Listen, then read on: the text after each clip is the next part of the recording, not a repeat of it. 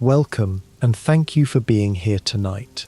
Let the room grow soft and quiet around you, the way a great kingdom grows quiet in the hour when the last bells have finished ringing.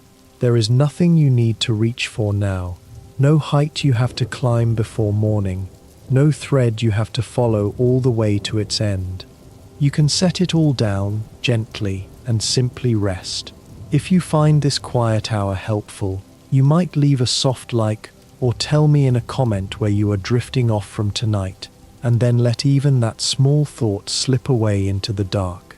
From here on, all you have to do is breathe and listen, and let the story carry you up through a strange and beautiful kingdom of silk and song, and tell you slowly, in the calm, all the small true things about it.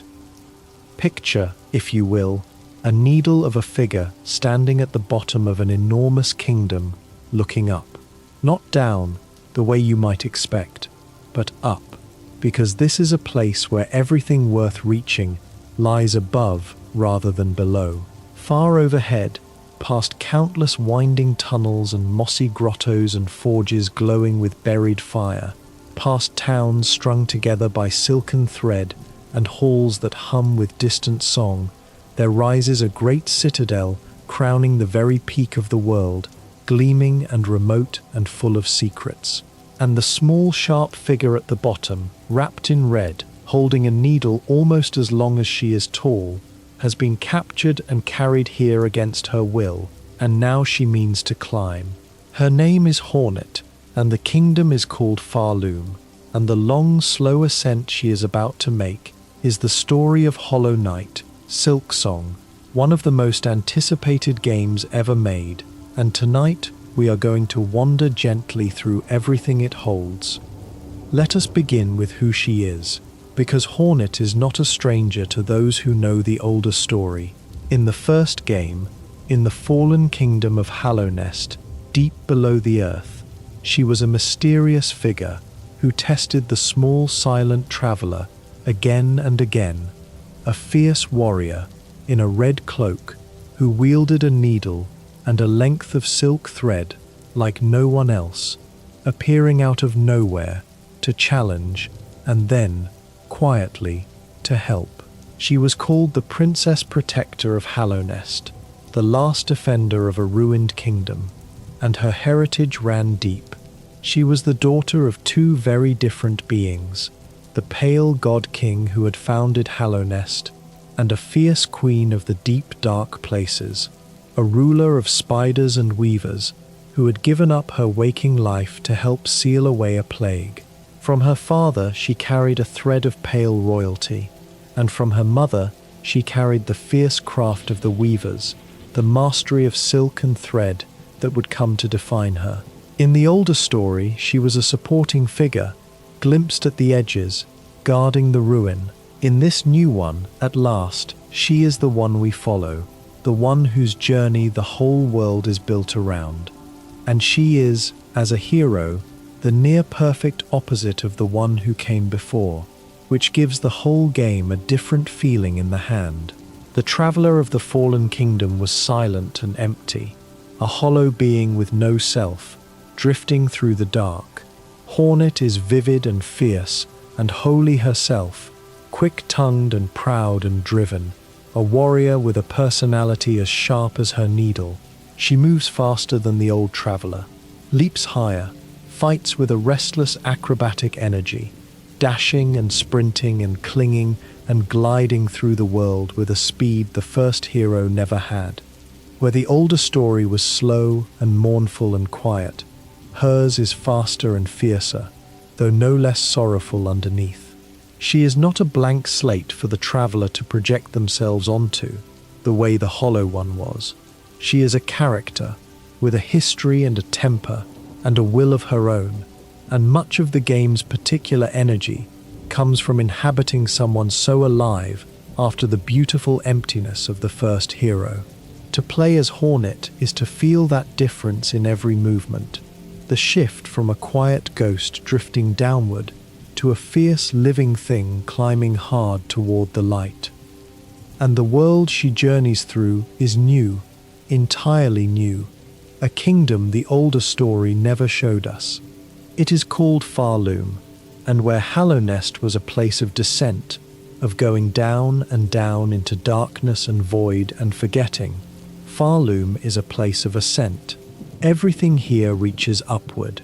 The whole shape of the kingdom is a climb, a long and dangerous rising from the deep dark places at the bottom toward a blinding brightness at the top. And that single inversion, up instead of down, light instead of shadow, quietly changes the entire feeling of the story. The first kingdom was a tomb you descended into. This one is a mountain you ascend, a pilgrimage toward a peak, and at that peak waits a citadel that holds both the kingdom's greatest glory and its deepest, most terrible secret. Hornet did not choose to come here. She was captured by strange bugs from this unfamiliar land and carried up in a cage toward their distant citadel. And somewhere along the way she broke free and fell into the depths, and now she must make the climb herself, upward through a whole kingdom, to reach the peak she was always being carried toward. That climb is described within the world as a pilgrimage, and the word matters, because Farloom is a kingdom bound together by faith. The bugs who live here are pilgrims, or the descendants of pilgrims, and their whole society is organized around the long sacred journey up toward the citadel at the top. It is a kingdom of silk and song, as its own storytellers say, a place where silken thread stretches through everything, and where bells ring out across the heights, and where song carries a weight that is almost holy. To ascend is to move closer to something the pilgrims believe in with their whole hearts, a promise held out to the faithful, a reward waiting at the summit. And Hornet, an outsider dragged into all of it, becomes an unwilling pilgrim herself, climbing the same sacred path, though for reasons entirely her own, and discovering, as she rises, that the beautiful promise at the top of this kingdom has a darkness folded inside it that its own faithful cannot see. But before we climb that mountain, before we meet the strange and lovely and sorrowful bugs who live along its slopes, we have to tell the story of how this game came to exist at all, because that story is legendary in its own right, one of the great sagas of waiting in the whole history of games.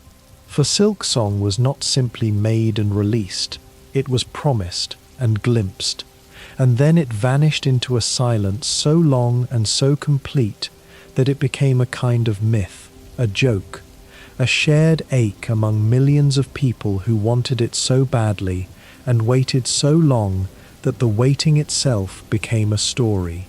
To understand what this game meant when it finally arrived, you have to understand just how long and how quietly the world had been waiting for it. It begins with a very small studio in Australia called Team Cherry. In its earliest days, it was essentially two people, two artists and designers with a shared vision, later joined by a composer and a small handful of others. A tiny team by any measure, the kind of studio that could fit around a single table.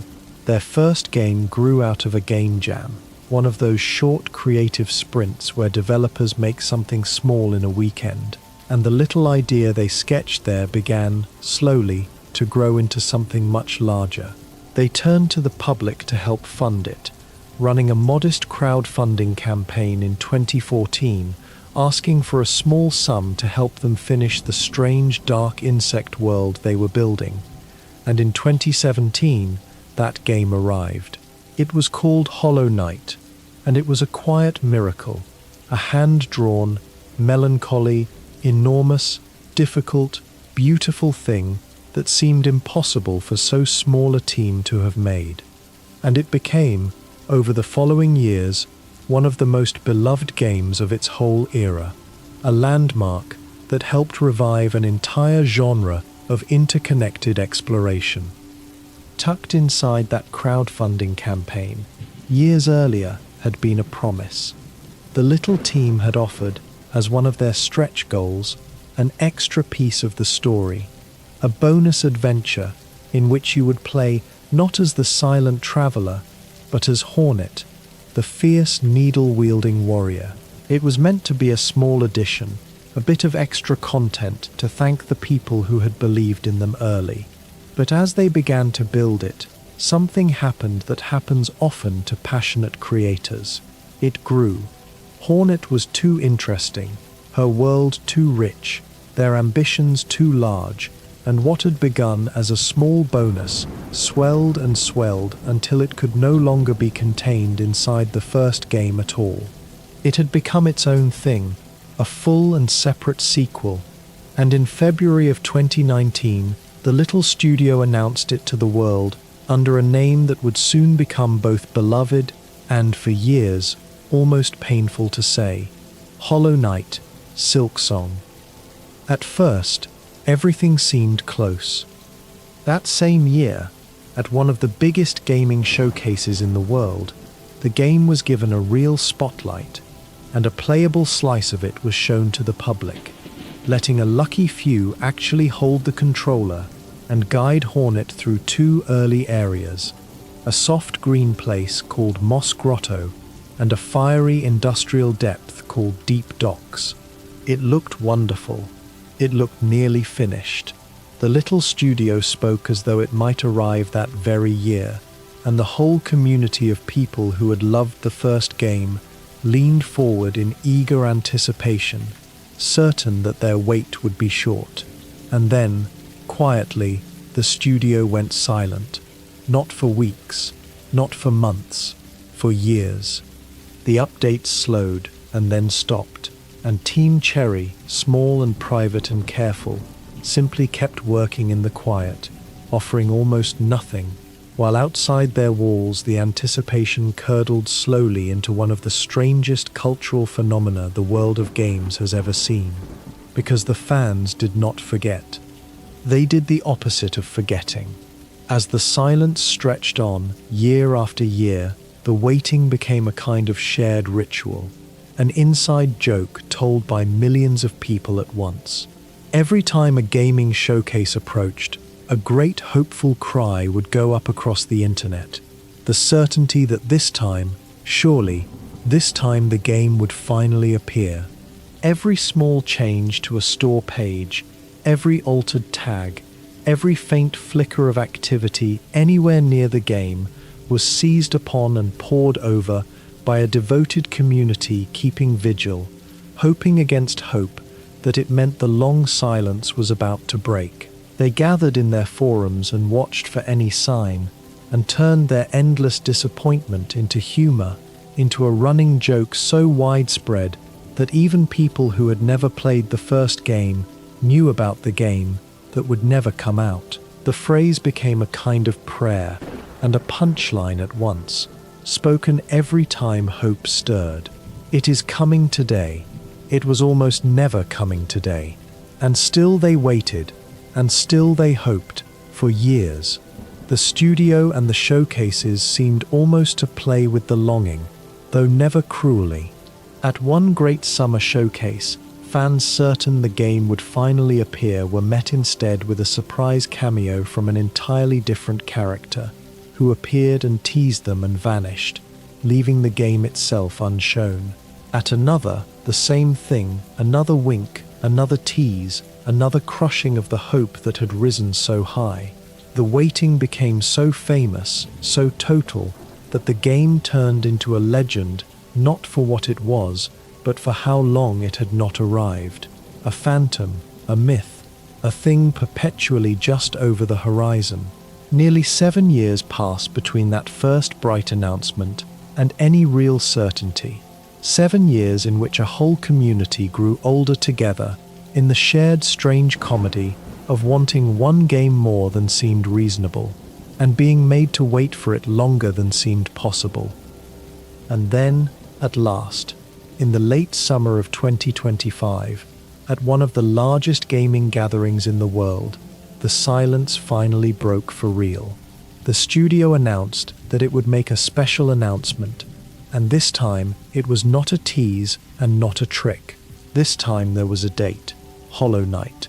Silksong would arrive on the 4th of September 2025, only 2 weeks away. After more than 6 years of near total quiet, after all the jokes and all the vigils and all the crushed hopes, the game was suddenly, actually, almost here. The reaction was something close to disbelief, a joy so long deferred that many could hardly trust it, and the community that had waited so long erupted in a celebration that was equal parts triumph and sheer relief. The phantom was real. The myth had a date. The waiting, impossibly, was nearly over. It is worth dwelling a little longer on that strange shared culture of waiting, because it became something genuinely unusual, a piece of folklore that grew up around an absence. For years, a whole community organized itself around a game that did not exist yet, gathering in dedicated corners of the internet to watch for the faintest signs of life, to analyze every scrap, to keep a kind of eternal hopeful vigil. Whenever a showcase or a presentation approached, the same ritual would unfold, a rising tide of certainty that this, finally, would be the moment, followed almost always by the gentle crush of disappointment when the moment passed. The joke became so widespread that it escaped the community entirely and entered the broader culture of games, a shorthand everyone understood, the eternally awaited thing, the game that had become famous for not arriving. People made art about the waiting. They made songs about it. They turned their longing into a running comedy that bound strangers together across the world, all of them in on the same joke, all of them secretly still hoping. There was something almost sweet in it, a whole community choosing to laugh at their own devotion rather than let it curdle into bitterness, keeping faith through years of silence with humor and patience, and a stubborn refusal to give up hope. And when the game finally came, that shared history made its arrival mean more, not less, because the joy of it was a joy that had been built over years, held in common by millions, a payoff earned by a whole generation of fans who had waited together. The long wait, strange as it was, had made a community, and the arrival was that community's shared triumph. There were small, telling details in how the studio chose to release it, and they say something gentle about who Team Cherry is. They sent no advance copies to the reviewers, whose job is to play games early and tell the world whether they are good. Everyone, critics and fans alike, would experience it fresh, at the same moment, on the day it launched, with no one having gone before. They set the price low, modest, deliberately accessible, so that as many people as possible could afford to climb Hornet's Mountain. And they offered no way to pay for it in advance, no pre-orders at all, asking people simply to wait the last 2 weeks and buy it when it was truly ready. After all those years of anticipation, the little studio handed the game over quietly and without fanfare, trusting it to speak for itself. And speak it did. What happened on release day was, in its own way, as remarkable as the wait that preceded it. The demand was so enormous, so pent up after 6 years of longing, that the digital storefronts where the game was sold simply could not withstand it. The largest computer game storefront in the world buckled under the crush, its pages failing to load, its systems struggling as hundreds of thousands of people descended on it at once, trying to buy the same game in the same moment. Other storefronts faltered too, one of them briefly removing the game entirely because the strain was too great. It was less like a normal launch and more like a flood, a tidal surge of people who had waited so long that they all arrived at the exact same instant. Within less than an hour of going live, the game had over 100,000 people playing it at once on that single storefront. Over the first weekend, that number climbed to a staggering peak of around 587,000 people, all playing simultaneously, one of the very highest counts that Storefront had ever recorded for any game. and among the very highest ever for a game meant to be played alone rather than with others. The numbers that followed were the kind that are hard to hold in the mind. Within 5 days, 5 million people had played it. Before it had even launched, more than 5 million people had added it to their wish lists, more than any other game announced for that entire year, a mountain of longing measured in a single quiet list. And the older game, the first Hollow Knight, released more than 8 years earlier, suddenly surged back to life as well, reaching its own all-time peak of players as old fans returned to replay the original before climbing into the new one, and new fans hurried to experience the first story before the second. 2 games, one ancient by the standards of the medium and one brand new, both breaking their own records at once, lifted together on the same great wave of devotion. The long wait, whatever else it had been, had built something enormous, a longing so deep and so widely shared that when it finally broke, it broke like a dam. And when the reviewers finally did play it, at the same time as everyone else, the verdict was nearly unanimous. The game was gathered into that rare category of universal acclaim, scoring even higher across the critics than the beloved first game had scored on its own release, a sequel that had somehow lived up to 6 years of impossible expectation. The overwhelming majority of critics recommended it wholeheartedly, and the sales kept climbing long after that first great surge. Within about 3 months of release, the game had sold more than 7 million copies, and that figure did not even count the millions more who played it through a subscription service where it had been made available on the very first day.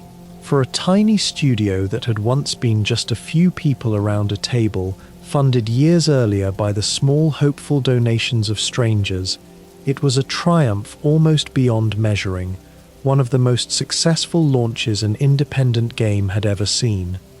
To put the scale of it in gentle perspective, the game had gathered more advance longing than any other title of its year, its wishlist mountain towering over everything else announced around it, a measure of pure accumulated wanting built up across 6 years of silence.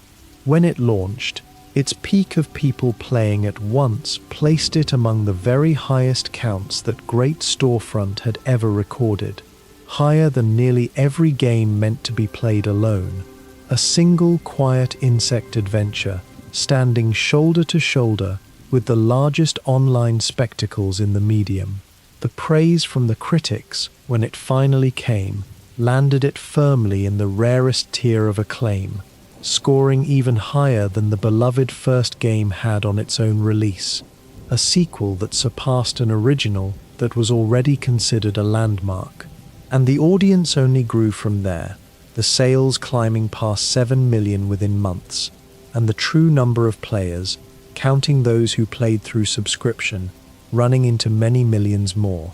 It was, by nearly every measure that games are measured by, one of the defining releases of its time, and it had come from the smallest and quietest of studios, which made the whole thing feel less like a corporate triumph and more like a small miracle that a great many people got to witness together.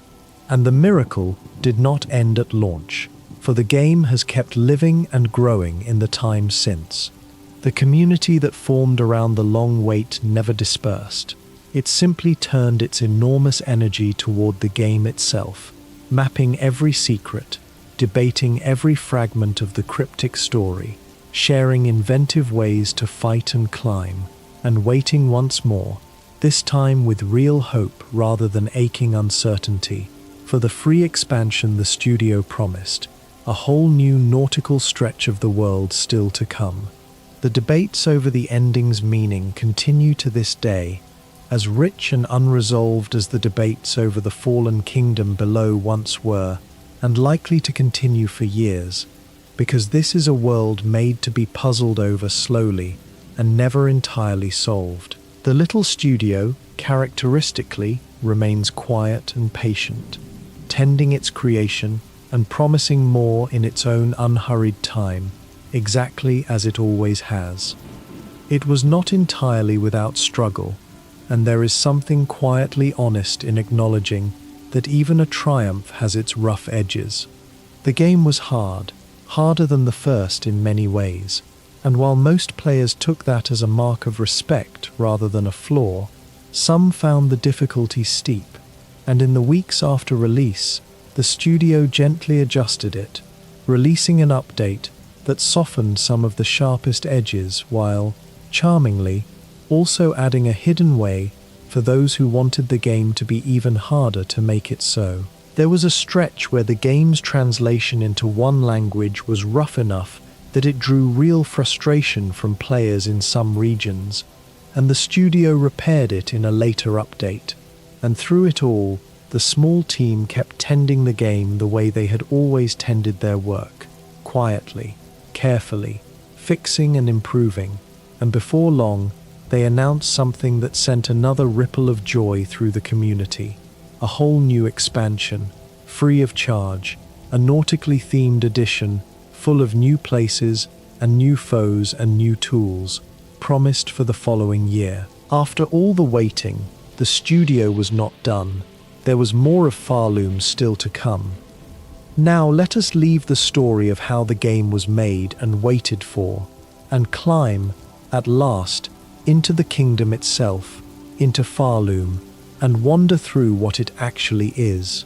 Because for all the legend of its arrival, the truest wonder of the game is the world it holds, a whole new kingdom, as strange and detailed and sorrowful as the fallen one that came before. Farloom is a place of enormous vertical scale, a kingdom stacked upward rather than spread outward, and to travel through it is to climb, region by region, from the deep and humble places at its roots toward the gleaming heights at its crown. Each region has its own character, its own creatures, its own quiet troubles, and the map that ties them together is not handed to you, but must be earned, purchased piece by piece from a wandering map maker, hidden somewhere in each new area, the way an old-fashioned traveler might buy a chart of an unfamiliar land. The journey begins, gently, in a soft green place called Moss Grotto, a quiet, mossy introduction where Hornet first stretches her legs and remembers who she is.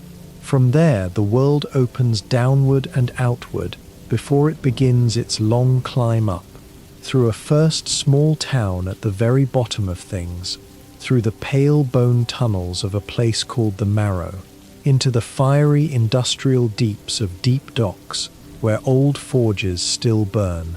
And as Hornet rises, the kingdom reveals more of itself, a woodland of thread and green called Shellwood, a grey and rain-worn expanse, blasted stony steps climbing ever upward, a town called Bellheart strung together with silk and hope, halls and wards and chapels, and, far above all of it, always waiting, the great citadel at the peak. It is a kingdom you come to know slowly, the way you come to know a real place, one region bleeding into the next, secrets tucked into corners, paths that double back and connect in ways you do not expect, until suddenly the whole map clicks together in your mind and you understand how it all fits. And it is a kingdom rendered with astonishing care, every inch of it drawn by hand in the same lovely melancholy style as the fallen kingdom before it, only richer now, more detailed, more varied. The backgrounds are layered with quiet life, distant shapes and drifting motes, and soft moving light, so that even the empty places feel inhabited by something just out of reach. The creatures are animated with a fluid expressiveness that makes even the smallest of them feel alive, and Hornet herself moves with a dancer's grace, every leap and dash and needle stroke drawn with obvious love. There is a particular mood to it all, the same melancholy that suffused the first game, a beauty tinged always with sorrow, a sense of faded glory and quiet decay. of a world that was once grand and is now troubled, holding its griefs gently beneath its loveliness. To simply move through Farloom, to pause and look at it, is a pleasure in itself, and much of why the game holds people so completely is this sheer craftsmanship, the feeling that every corner was made by hand by people who cared, that nothing is generic, that the whole enormous world is a single continuous work of art you can walk through. The atmosphere is deepened, always, by the sound, the score rising and falling with the mood of each place, the ambient hush of the quiet regions, the distant ringing of bells, the way the music swells into fury when a great foe appears, and then falls away again into stillness when the danger passes. Sound and image and movement all work together to make Farloom feel like a real and coherent place, sad and beautiful and dangerous, a world you can lose yourself in for many hours and still feel you have only begun to know. It is that total immersive craft, more than any single mechanic or fact, that makes the kingdom worth climbing, and worth returning to, and worth resting inside, the way you might rest inside a favorite piece of music or a beloved painting, held gently by the care that made it. The currency of this kingdom is a small thing called a rosary, little beads strung on thread, gathered from fallen foes and hidden corners, and spent in the shops of the bugs Hornet meets along the way. It is the coin of Farloom, the way a different small currency was the coin of the fallen kingdom below, and it buys maps and tools and upgrades and the small comforts of a long journey. And everywhere Hornet goes, she carries the two things that define her, the two things woven into her very name and nature. She carries a needle, long and sharp, which is her blade and her tool and her instrument all at once.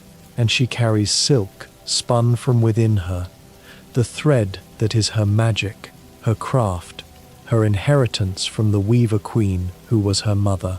In the fallen kingdom below, the traveller had fought with a nail and drawn on a pale essence called soul. Here, Hornet fights with a needle and draws on silk, and that single shift, from nail to needle, from soul to silk, quietly transforms how everything works. There are countless smaller refinements woven through the kingdom too, gentle improvements over the older story that make the long climb a little kinder. The maps of each region, bought from the wandering hunter cartographer, can be enriched with further purchases that mark useful things upon them and reveal more of their shape as Hornet explores, so that finding her way through the vast vertical world is a little less bewildering than it might be. Benches wait at intervals to be rested upon, restoring her and letting her change her crest and her tools, small islands of safety in a dangerous land, each one accompanied by that soft recurring melody. The whole flow of the game, the resting and the mapping and the buying and the crafting, is tuned with great care, so that beneath the difficulty and the danger, there is always a gentle scaffolding of comfort, a sense that the world, however harsh, wants you to be able to find your footing in it. It is a kingdom that tests you fiercely, and yet, in its quiet way, takes care of you. And that balance between challenge and kindness is part of why so many sank so deeply into it and stayed so long. Let us rest for a while on how Hornet moves and fights, because the small differences from the older story are where a great deal of the game's quiet cleverness lives. Her health is measured in masks, small pale marks in the corner of the eye, and she begins her journey with 5 of them, gathering more as she goes. And her silk is measured in a spool, a coil of thread that fills as she strikes her foes with her needle and empties as she spends it. In the older kingdom, healing was a slow and careful thing, restoring a single point of life at a time, a moment of stillness bought at real risk. Here it is different. and the difference changes the whole rhythm of a fight. When Hornet spends a full spool of silk to heal, an ability woven into her from the very start called binding, she does not mend a single mask but several at once, a quick, fierce knitting up of her wounds.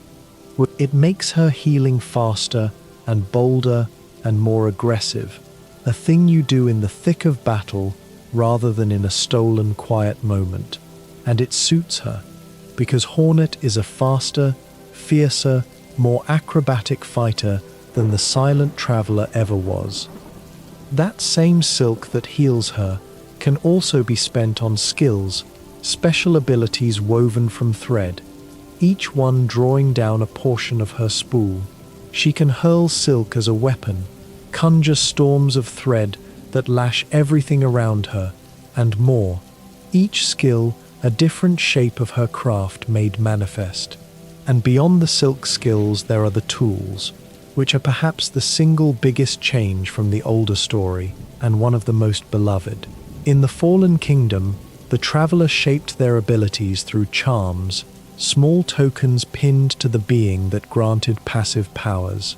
Here, Hornet uses tools instead, a whole workshop of craftable items she gathers, buys, and builds across her journey. Some are thrown, sharp things she can hurl at distant foes. Some are defensive, shields and wards and resistances. Some are strange utilities that help her explore or survive. And unlike the old charms, many of these tools can simply be used, thrown or triggered without spending any silk at all, which means Hornet fights with a whole arsenal at her disposal, a hunter well equipped for a dangerous land. The tools are sorted by color, a small, elegant system. Red for the offensive ones, blue for the defensive, yellow for the useful odds and ends. And how many of each she can carry depends on the single most important choice in her whole loadout, the crest she wears. A crest is a kind of foundation, a core identity Hornet can equip and change at the benches scattered through the kingdom. And it does far more than decorate her. Each crest determines how many tools she can carry, and of which colors, grants her a unique skill of its own, and even changes the way she fights at the most basic level, altering how she swings her needle, the angle of her dash, the way she strikes downward beneath her. To choose a crest is to choose a whole way of being a hunter. There is one shaped for the pure pursuit of the hunt, one shaped for reaping and reaching, one for the wandering explorer, one for the fierce beast, one for the quiet mystic who leans on silk and song. Changing crests changes not just Hornet's abilities but her very posture, her rhythm, the feel of her in your hands, and much of the joy of the game is in finding the crest and the tools that make her feel most like your own. As she climbs, Hornet gathers the great movement abilities that let her reach places once closed to her. The way every game of this kind unfolds, each new power opening new doors in a world that has been waiting for her to grow strong enough to enter it. High atop the fiery deeps she finds a swift step, a fusion of dash and sprint that lets her flow through the world faster than before. Deep in the thread-woven wood, she wins the ability to cling to walls and leap between them, earned only after a hard climb and a fight against a splintering sister thing. From a strange mistress in the blasted heights, she learns to charge her needle into a single devastating strike.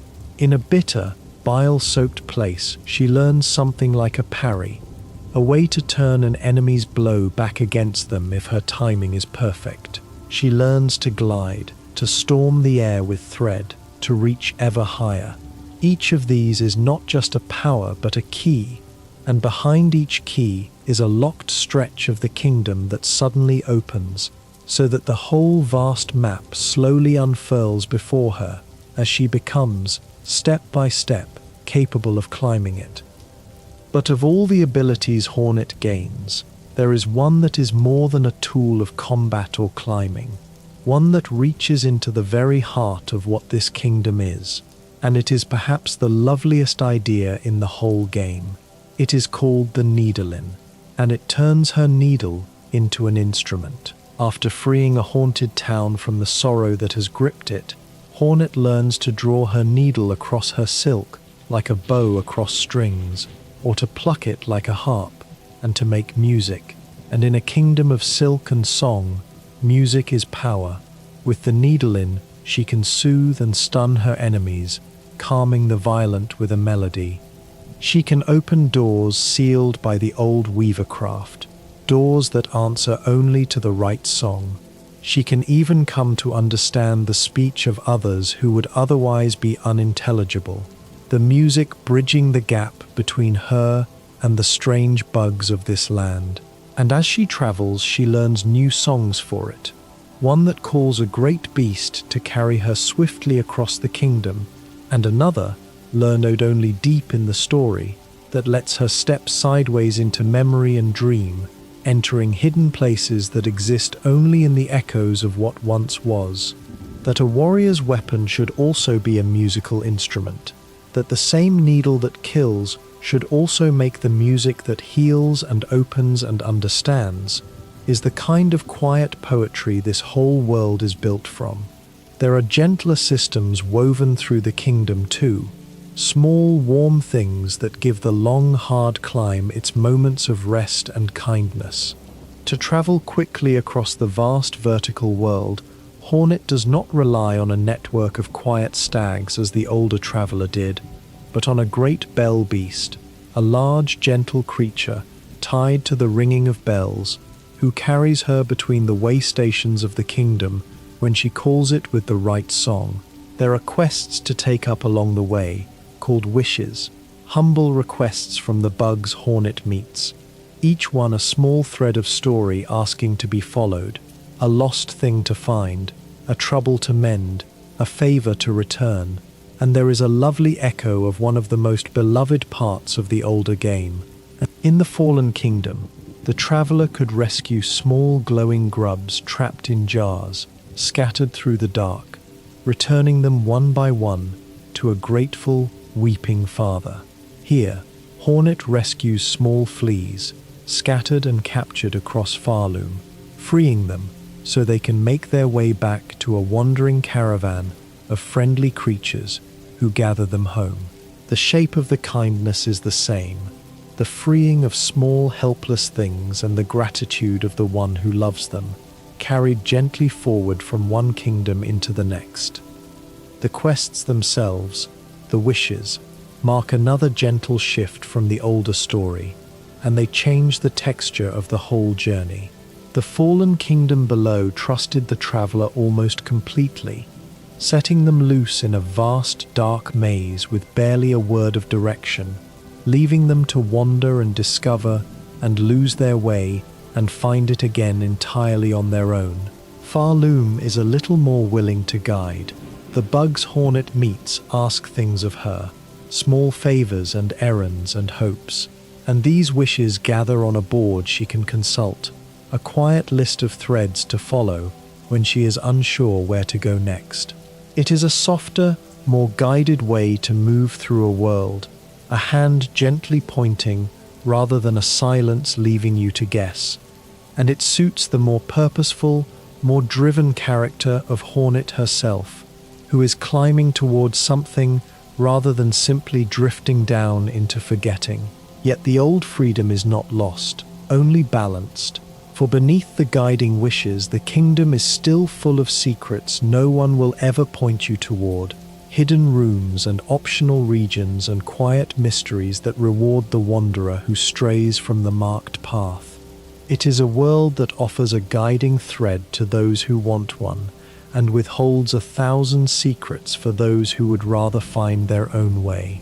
And that balance of guidance and freedom is one of the quiet refinements the long years of making brought.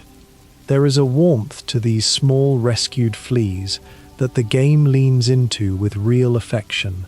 Freed from their captivity, they gather at a wandering caravan, and as more and more of them are saved, they come together into something almost like a little community of their own, grateful and lively, even holding small games of skill that Hornet can take part in. A burst of pure lightness in the middle of a heavy story. It is the kind of gentle side thread the first game did so well, a small ongoing kindness running quietly beneath the grand tragedy, giving the traveler something soft to tend and someone to save who can actually be saved. And scattered through the kingdom are other small figures and quiet cameos, some new and some familiar, including a returning friend from the fallen kingdom below, a mushroom fellow who turns up as a tiny wink to those who played the first game, the kind of hidden delight that rewards a careful and loving eye. The whole kingdom is dotted with these small human touches, these little rescues and reunions and cameos, so that even a story so full of sorrow is never without its warmth. There is a town Hornet can help to grow, investing in it, watching it slowly come back to life as she pours her care and her rosaries into it. And in time, she earns a small home of her own there, a quiet place she can decorate and fill with the mementos of her journey, a rare and touching thing in a game so full of danger, a corner of the harsh kingdom that becomes, quietly, hers. She can gather a great compendium of all the things she has found, a record of her long, strange travels. And for those who reach the end and want more, the kingdom offers itself again, in harder and stranger forms, a remixed mode unlocked only after the journey is complete, and the option, for the truly bold, to walk the whole path with but a single life, where one death ends everything, a test of nerve that only the most devoted ever attempt. The game is generous that way, folding challenge upon challenge for those who cannot bear to leave Farloom behind, so that even after the long climb is finished, there is always another, harder climb waiting. Now let us meet some of the bugs who live along Hornet's path, because a kingdom is only as alive as the people who fill it, and Farloom is full of strange and memorable souls. Chief among them, threaded all through the story, is Hornet's great rival, a figure of cruel elegance who wields a slender gilded pin the way a fencer wields a rapier, all precise and deadly grace. She is a recurring antagonist, appearing again and again to bar Hornet's path, to test her, to try with genuine relish to end her, and there is something almost gleeful in her cruelty, a sadistic delight in the duel itself. But she is far more than a simple enemy, and the story slowly reveals that she is bound up in the deepest secrets of the kingdom, a creation as much as a person, and that her rivalry with Hornet carries a sorrow beneath its sharpness that reframes everything once you understand it. Her fencing duels are among the most beloved fights in the whole game, and her story, when it finally unfolds, is among the most quietly tragic. There are gentler figures too, and one of the most beloved is a small devout pilgrim who wears a little cloak and carries a symbol, a warm and faithful soul, making the same sacred climb that Hornet makes, though with pure belief rather than grim purpose. He appears again and again along the way, always kind, always hopeful, always glad to see her, and players came to love him fiercely, to worry over him, to want above all else to protect his gentle faith in a kingdom that gives faith so little reward. There is a map maker, a hunter by trade, who sells Hornet the charts of each new region and becomes an ally on her journey, though the story suggests there is more to her than simple friendship. There is an old moustached wanderer riding a small loyal mount, the two of them searching the kingdom for a new home, turning up now and then to lend Hornet their strength in a hard fight. There is a great judge who guards the pilgrimage with an enormous bell for a weapon and pillars of flame at his command. There are sentinels and shamans and merchants and hermits, each with their own small place in the vast quiet tapestry of the kingdom, and among them, tucked away as a gentle wink to those who played the first game, a familiar mushroom friend returns, a tiny cameo to reward the faithful. But it is the deeper story of Farloom, the slow unfolding of what this kingdom truly is, that gives the whole climb its weight, and it is worth telling gently, because like the first game, Silksong holds its secrets close. It does not explain itself in plain words. It leaves its truth scattered in fragments, in the murmurs of dying bugs, and the carvings on old stone, and the things half seen at the edges of the climb, and much of it remains, even now, a matter of careful reading and quiet debate among those who love it. So let us hold what follows gently, as the story's own suggestion, rather than its certain decree, and understand that Farloom keeps a great deal hidden, even from those who have climbed it many times. At the surface, the pilgrimage seems a beautiful thing, a kingdom of the faithful climbing toward a holy citadel in hope of a reward. But the reward, when you begin to understand it, is a strange and troubling one. The pilgrimage holds out a promise to those who make it, a promise of a life without care, and more than that, a life without end, an eternity granted at the summit to those found worthy. It is the oldest and most seductive promise there is, the promise to escape death itself, and the bugs of Farloom climb toward it with their whole hearts. But the pilgrimage is not open to all who wish it. It is a filter, a test, a long winnowing, and only those judged worthy along the way are permitted to continue, so that the sacred climb is also, quietly, a cruel sorting of the deserving from the discarded. And the eternity waiting at the top, the story suggests, was bought long ago through something terrible, an old and ghastly working that turned silk and soul together into a means of never dying, a procedure that most who underwent it did not survive, and that left the few who did, strangely ageless, deathless, but changed. The beautiful promise at the peak has a horror folded inside it, the way so many beautiful promises do. And over the whole kingdom, in Hornet's time, there hangs a sickness, a haunting, a spreading wrongness that grips the towns and twists their bells and drives their creatures mad. It is not the same as the plague that destroyed the fallen kingdom below, but it rhymes with it, another affliction spreading through another doomed land, another darkness that Hornet moves through and, here and there, pushes back. She frees a haunted town from the sorrow that has seized it. She lifts, in small ways, the weight that lies over Farloom, but the haunting is a symptom of something deeper, tied to the silk and the song and the citadel and the ancient bargain that made the kingdom what it is. And as Hornet climbs, the true shape of that deeper wrongness slowly comes clear. At the very heart of it, at the top of the citadel, at the summit of the whole long climb, there is a ruler, an ancient and powerful being from whom all the silk of the kingdom flows. She is called Grandmother Silk, and she is the source of the threads that stretch through everything in Farloom, the great weaver at the center of the web, and her rule over the kingdom is total and old, the silk that binds the towns, the silk that runs through the pilgrimage, the silk that is woven into the very faith of the land. All of it traces back to her, and to reach the peak of the kingdom is to come, at last, into her presence, to face the one who sits at the center of the whole silken world. Everything Hornet climbs toward leads to her. Everything the pilgrims believe in leads to her, and the truth of who she is, and what she has done, and what she wants, is the secret at the top of the mountain.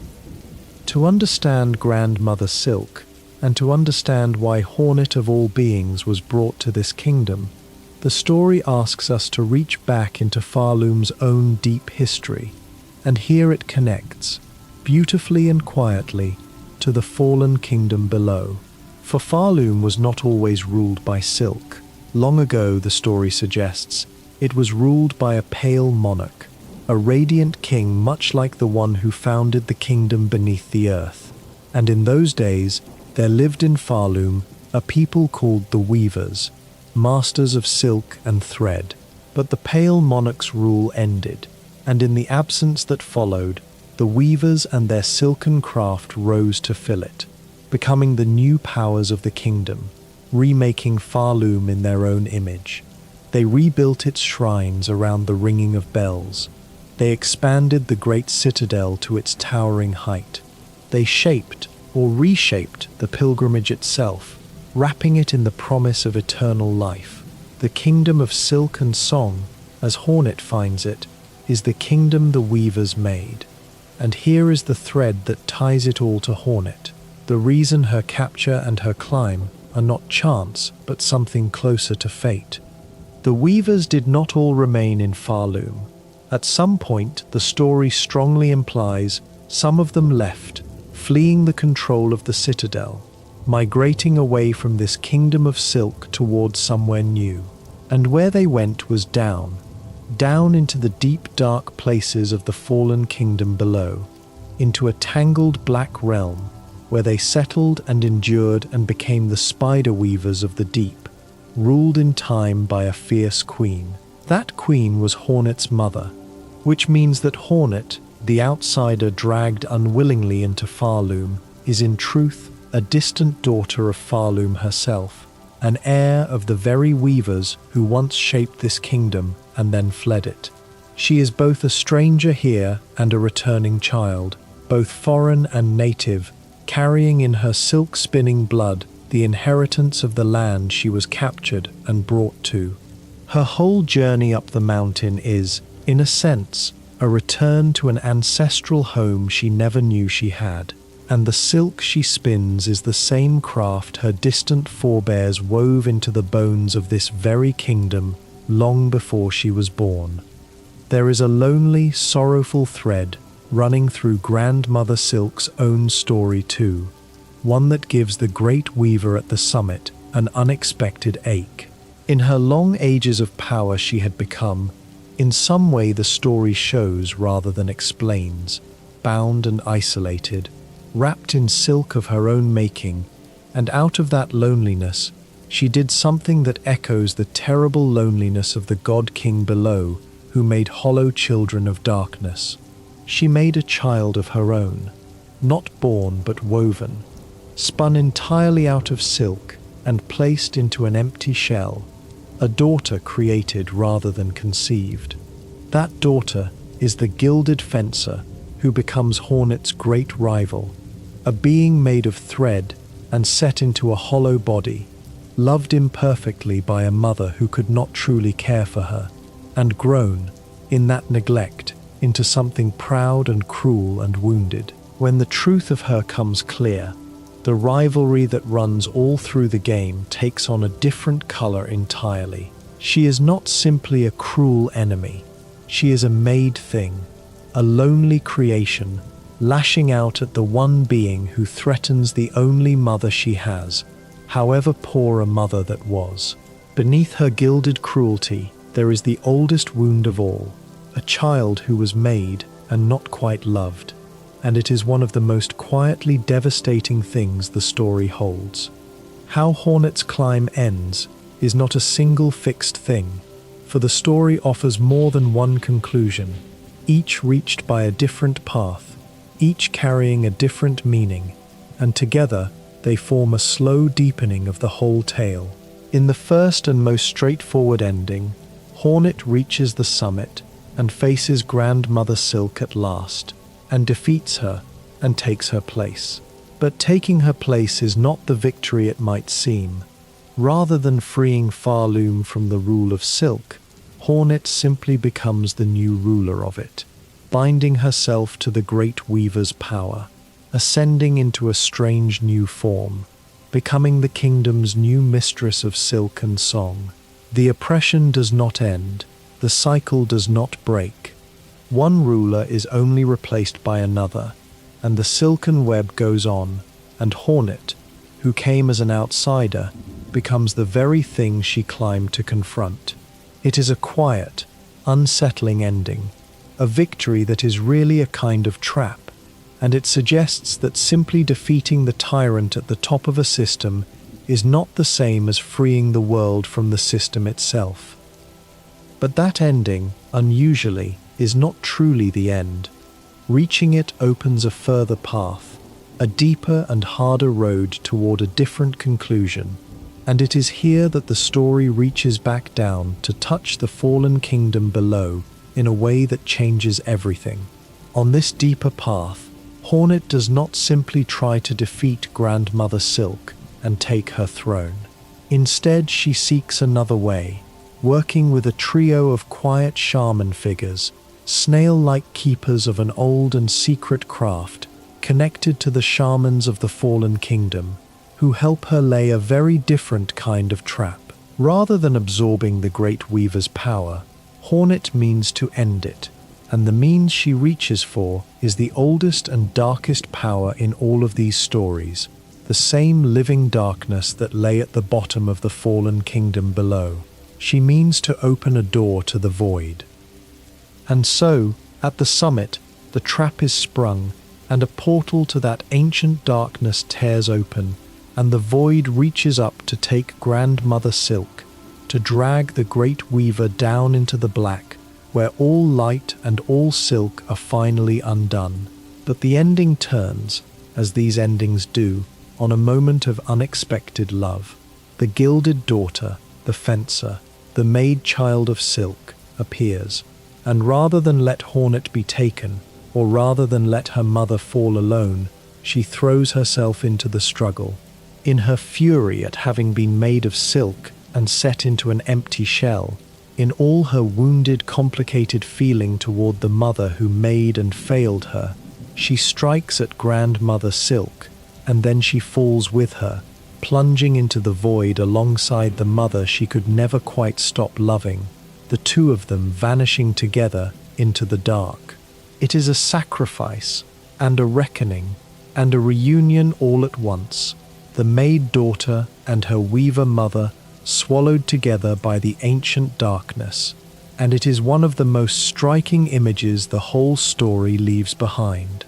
But the void, once loosed, does not simply take the ones it was aimed at and stop. This is the terrible turn, because Grandmother Silk's threads stretch through all of Farloom, woven into every corner of the kingdom. The void travels along those threads like darkness spreading through a web, following the silk out into the whole land, corrupting and consuming as it goes.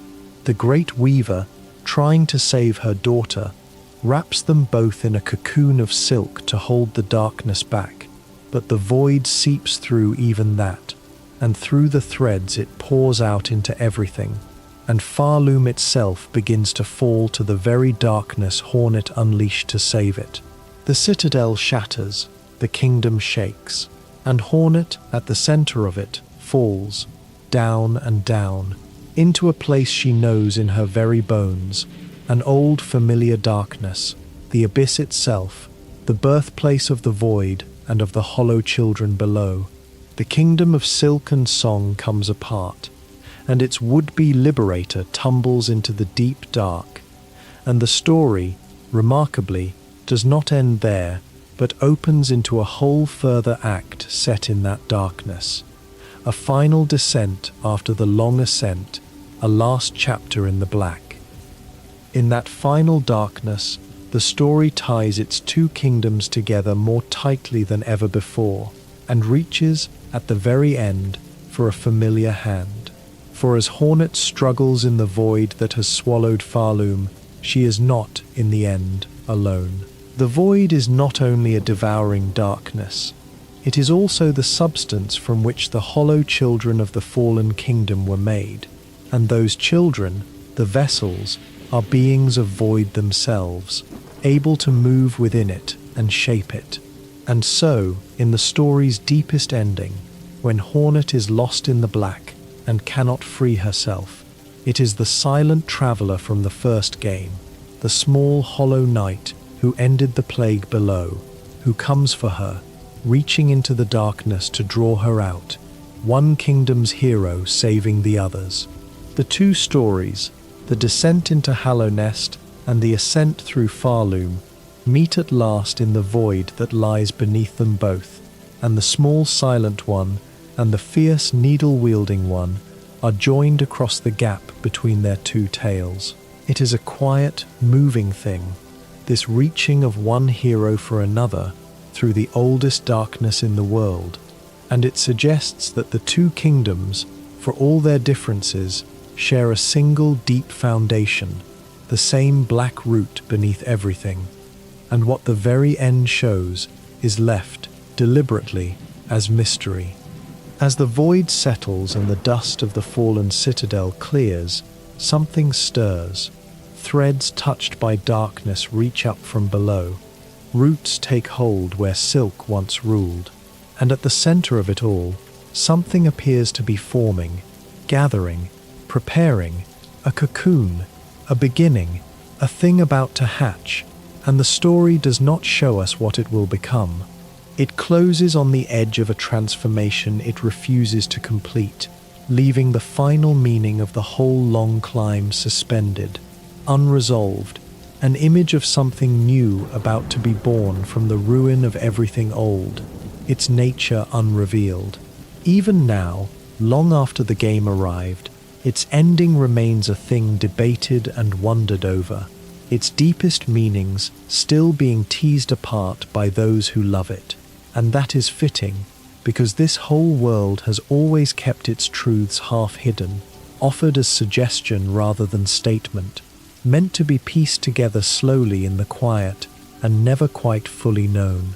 The story ends not with an answer, but with a held breath, a beginning disguised as an ending, and it leaves you, gently, wondering. Let us drift now towards some of the quieter details, the small true things that give the game its particular texture, beginning with its music, because the sound of Farloom is one of its great glories.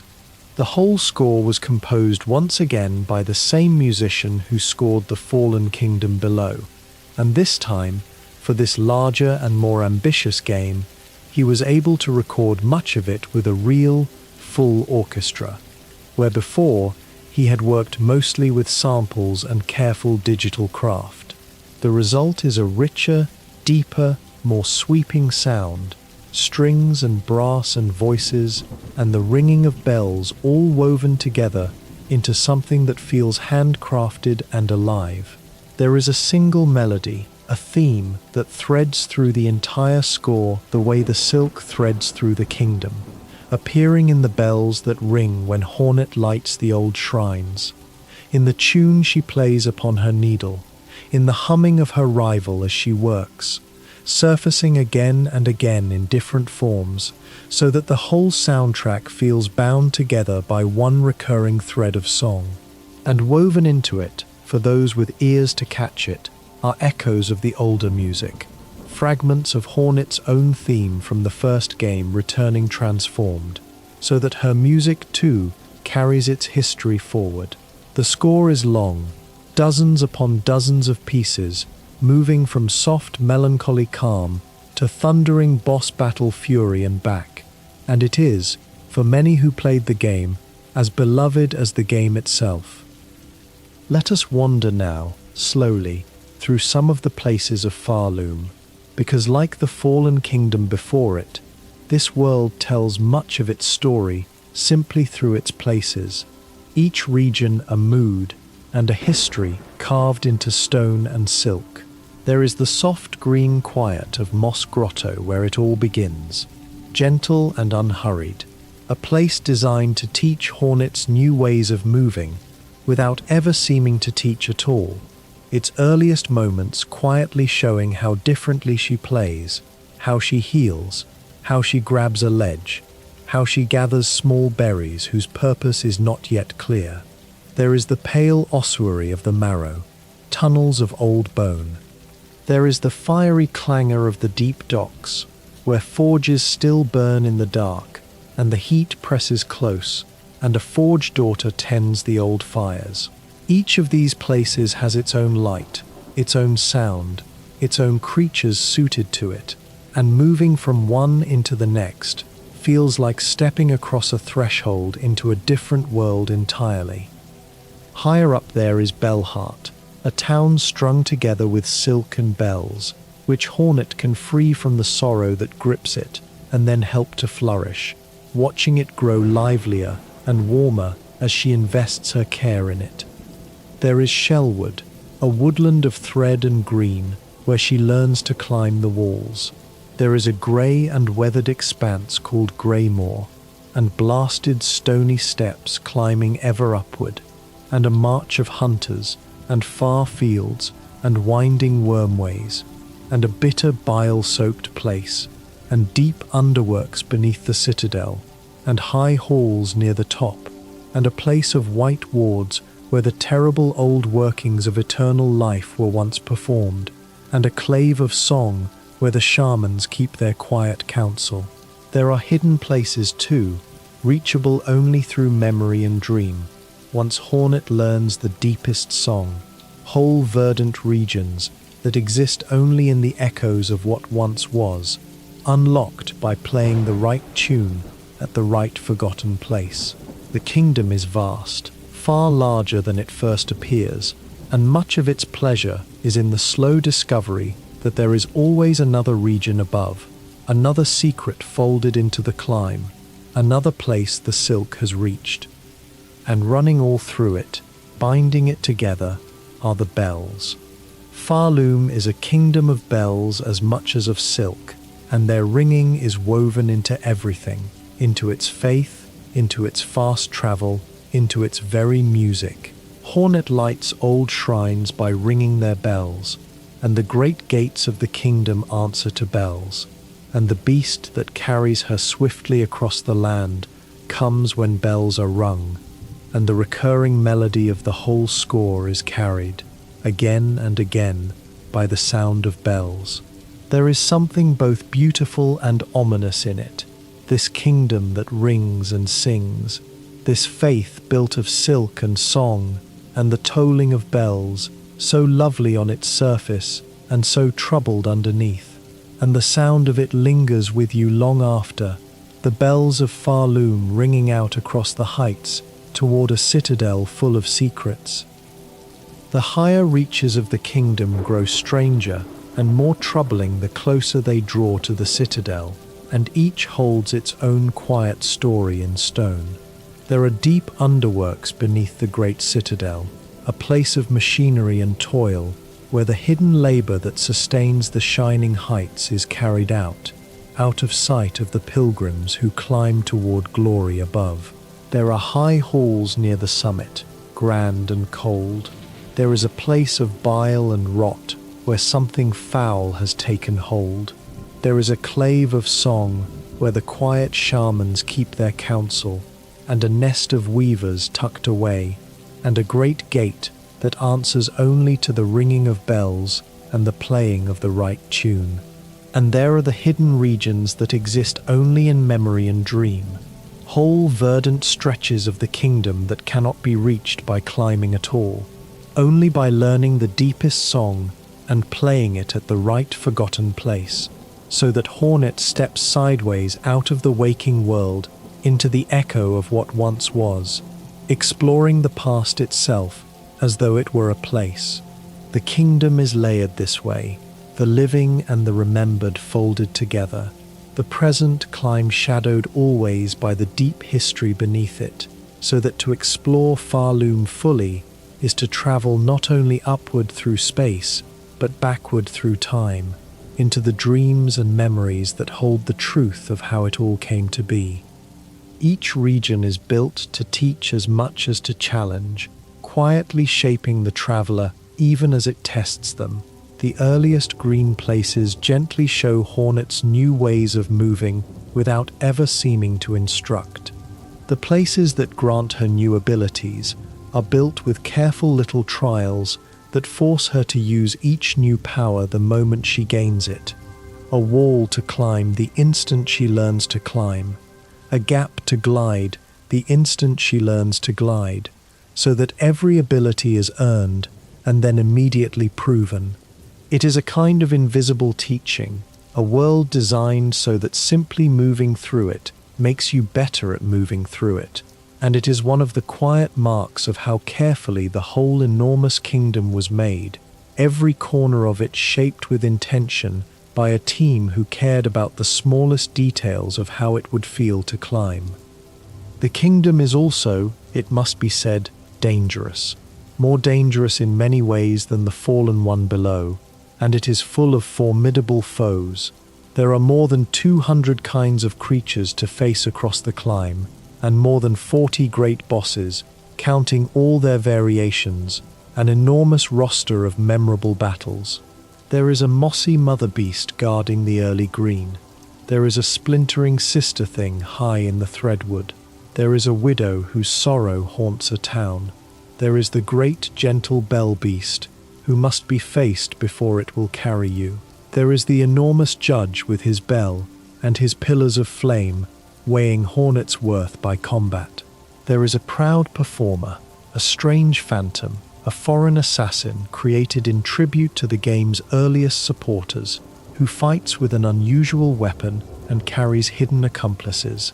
There is the gilded fencer, faced again and again across the whole journey, and her final tragic form once the darkness takes her. And at the summit, the great weaver herself. Each of these fights is its own small story, its own test, its own piece of the kingdom's character, made into a dance of needle and thread, and together they are, for many, the beating heart of what makes the game so beloved and so hard. Some of these foes carry stories worth pausing on. The mossy mother beast who guards the early green is the first real test, a great swollen creature who teaches Hornet and the traveler guiding her that Farloom will not be gentle.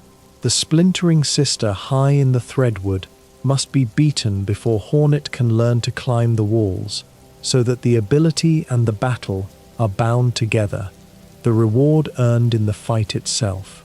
The great bell beast, who will one day carry Hornet swiftly across the kingdom, must first be faced as a foe, a fierce guardian who yields, once bested, into a gentle servant, enemy becoming ally in the space of a single duel. There is a proud performer, a theatrical figure who fights with flourish and drama.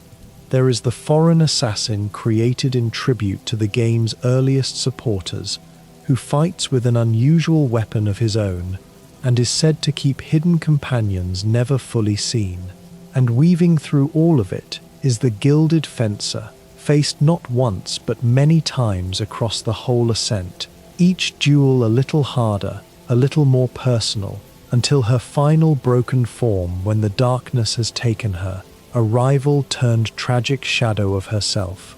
To climb Farloom is to gather these battles like beads on a thread, each one a memory, each one a scar, each one a small proof of how far Hornet has come.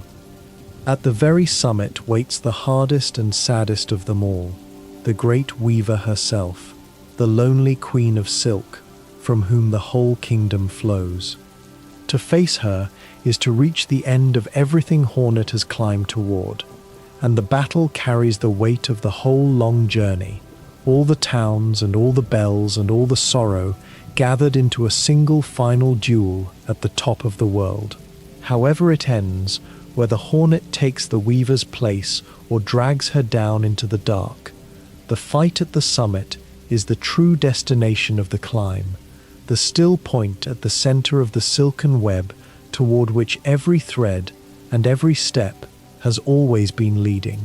There is a wealth of small delightful detail in the tools Hornet gathers, each one a little invention with its own character. There is a flying mechanical companion, a small cog-like thing that whirs about attacking her foes, a tool whose name was quietly leaked to the world years before release when it appeared, of all places, in the product description of a little collectible figurine, one of the only scraps of the game the long silent studio let slip during its years of quiet. There are pins and spikes to throw, straight and forked. There are shields that guard against critical blows and shatter when they save her, repairable at a bench. There are tools that wreath her needle in fire, tools that drip venom onto her weapons, tools that shield her while she heals, tools that draw fluids from her foes, tools that grant her a burst of speed or a moment of extra life. Some are bought from merchants, some are crafted at workbenches from materials gathered across the kingdom, some are given as rewards for the small wishes Hornet grants along the way. Building her kit of tools, matching them to the crest she wears, tuning the whole arrangement to her own way of fighting, is one of the deep, quiet pleasures of the game, a slow craft of self-assembly that lets each traveler make Hornet their own. The crests themselves each carry a different spirit, and switching between them can feel like becoming a slightly different hunter. There is one built around the pure hunt, another around reaching and reaping, another around wandering and exploring, another around the fierce raw power of the beast, another around the mystic path of silk and soul, each reshaping how Hornet swings and dashes and strikes beneath her, each opening a different way to play. And beneath all of it, quietly, the game rewards experimentation, invites you to find the shape of Hornet that feels most like your own, so that no two travelers climb the mountain in quite the same way. It is a system built for expression, for making the fierce little needle warrior into a reflection of how you, specifically, like to move and fight. And much of the long life the game has had since release comes from players discovering ever stranger and more inventive ways to arrange her craft. There are small, warm details tucked into the corners of the whole experience that reward attention and love. The very first thing Hornet ever does, before any fighting at all, is bind her wounds, the game gently teaching you its new way of healing from the very first breath. The benches where she rests carry a single recurring melody, a fully developed statement of the kingdom's theme, so that resting itself has a sound, a small musical sigh of relief in the middle of a hard climb.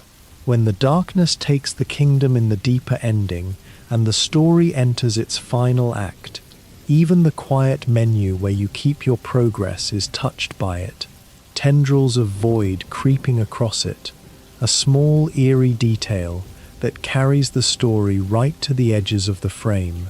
The mementos of Hornet's journey can be gathered and displayed in her little home. The fleas she frees remember her.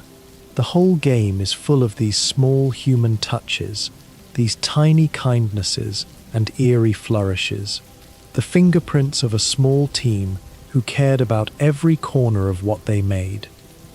It is worth resting for a while on how deeply this game is built as a mirror of the one before it, because so much of its quiet genius lies in inversion, in taking the first game and gently turning it inside out.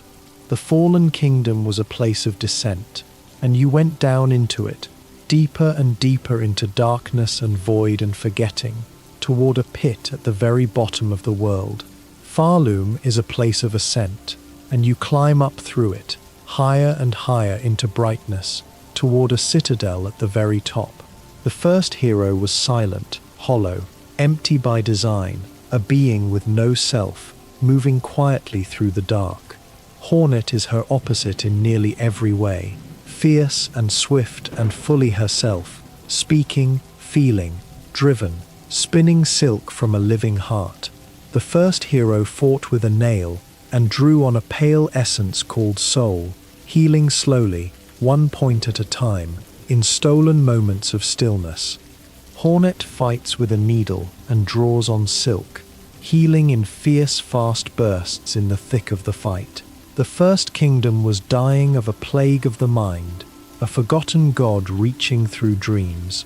Farloom is troubled by a haunting of its own, tied to silk and song and an ancient bargain for eternal life. Even the way you explore is inverted. The first game's open, trusting, almost aimless freedom giving way here to a gentle guiding thread of wishes and quests that lead you onward. And yet for all the inversion, the two kingdoms share a single deep foundation, and the story reaches down at the very end to touch it, the ancient void that lies beneath them both. The descent and the ascent, the silence and the song, the hollow one and the fierce one, all of it rests, in the end, on the same black root, the oldest darkness in the world, the thing from which the vessels were made, and into which Grandmother Silk is finally dragged. It is a beautiful structural idea. Two games shaped as opposites that turn out, at their deepest point, to be joined, so that climbing Farloom's bright mountain leads, in the end, right back down into the same darkness that lay beneath Hallownest's fallen halls. The two stories are not really separate at all. They are two branches of one great tree, reaching in opposite directions from a single hidden root.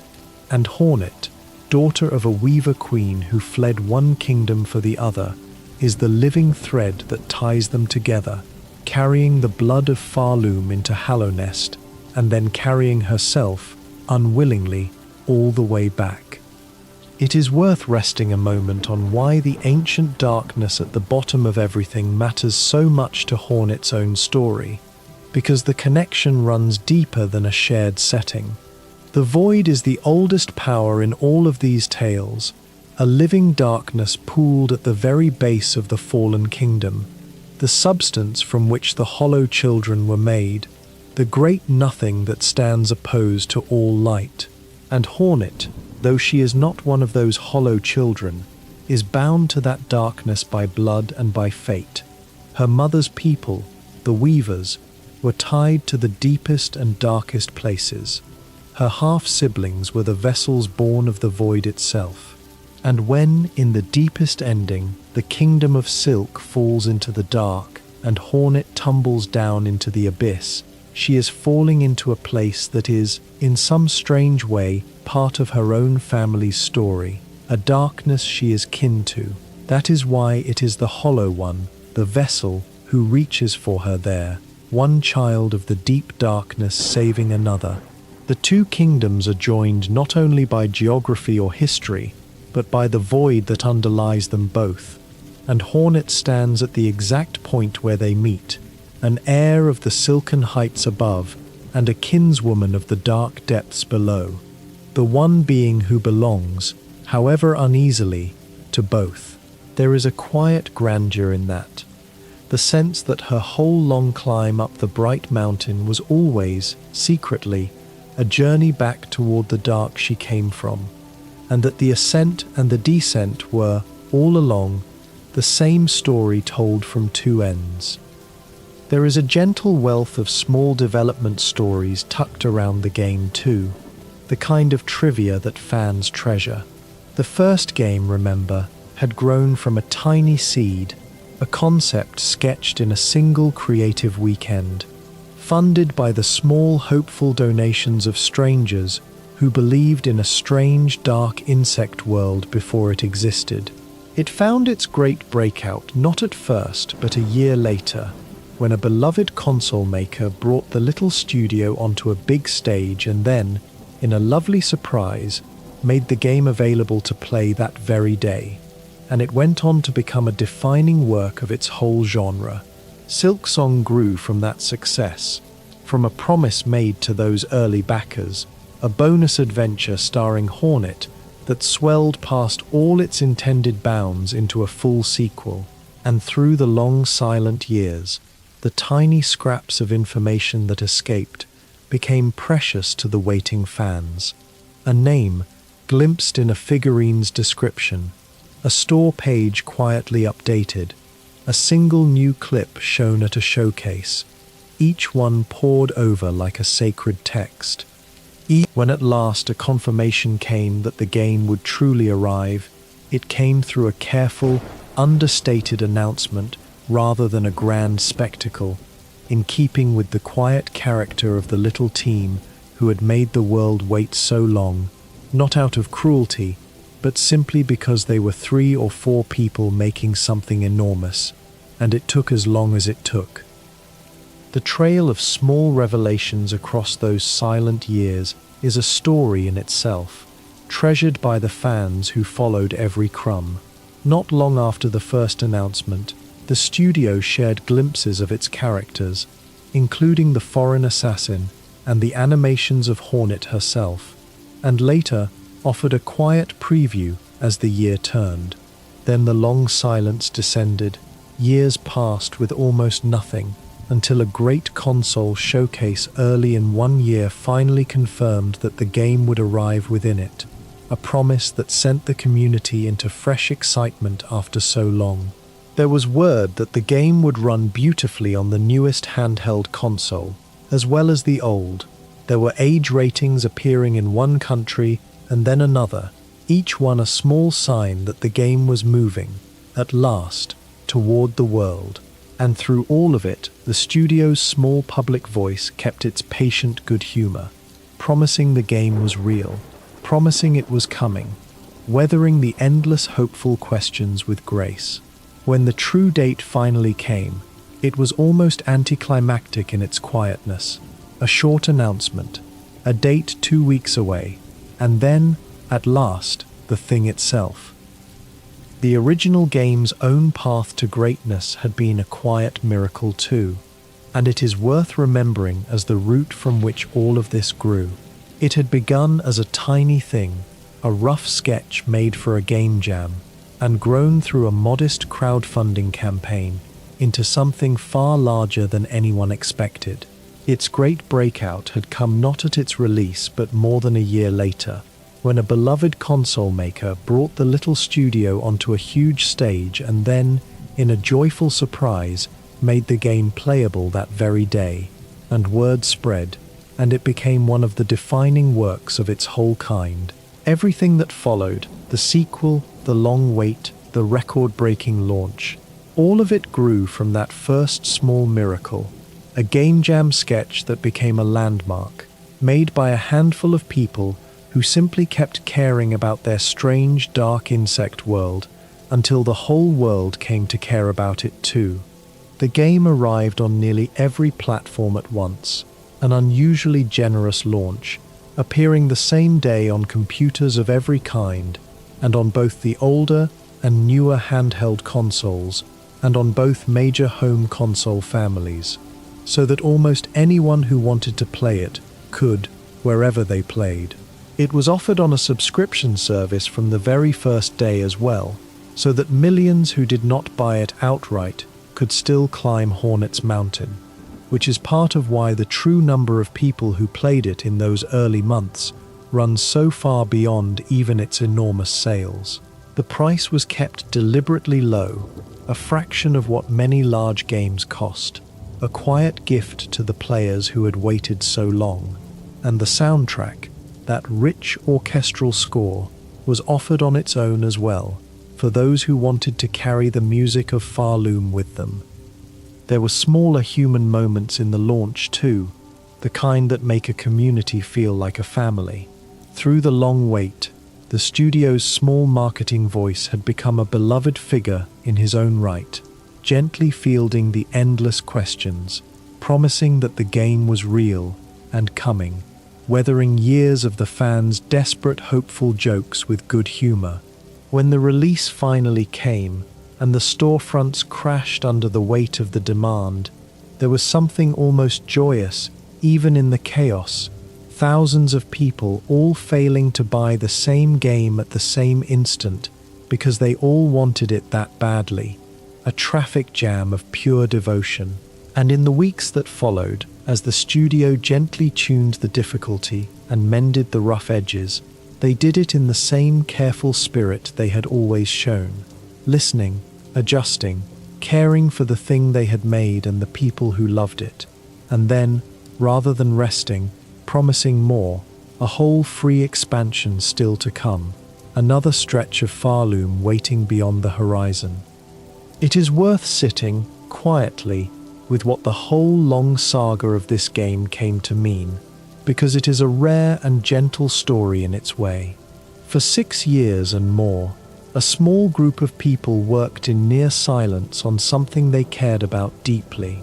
refusing to rush it, refusing to show it before it was ready, enduring the strange pressure of being wanted so badly by so many.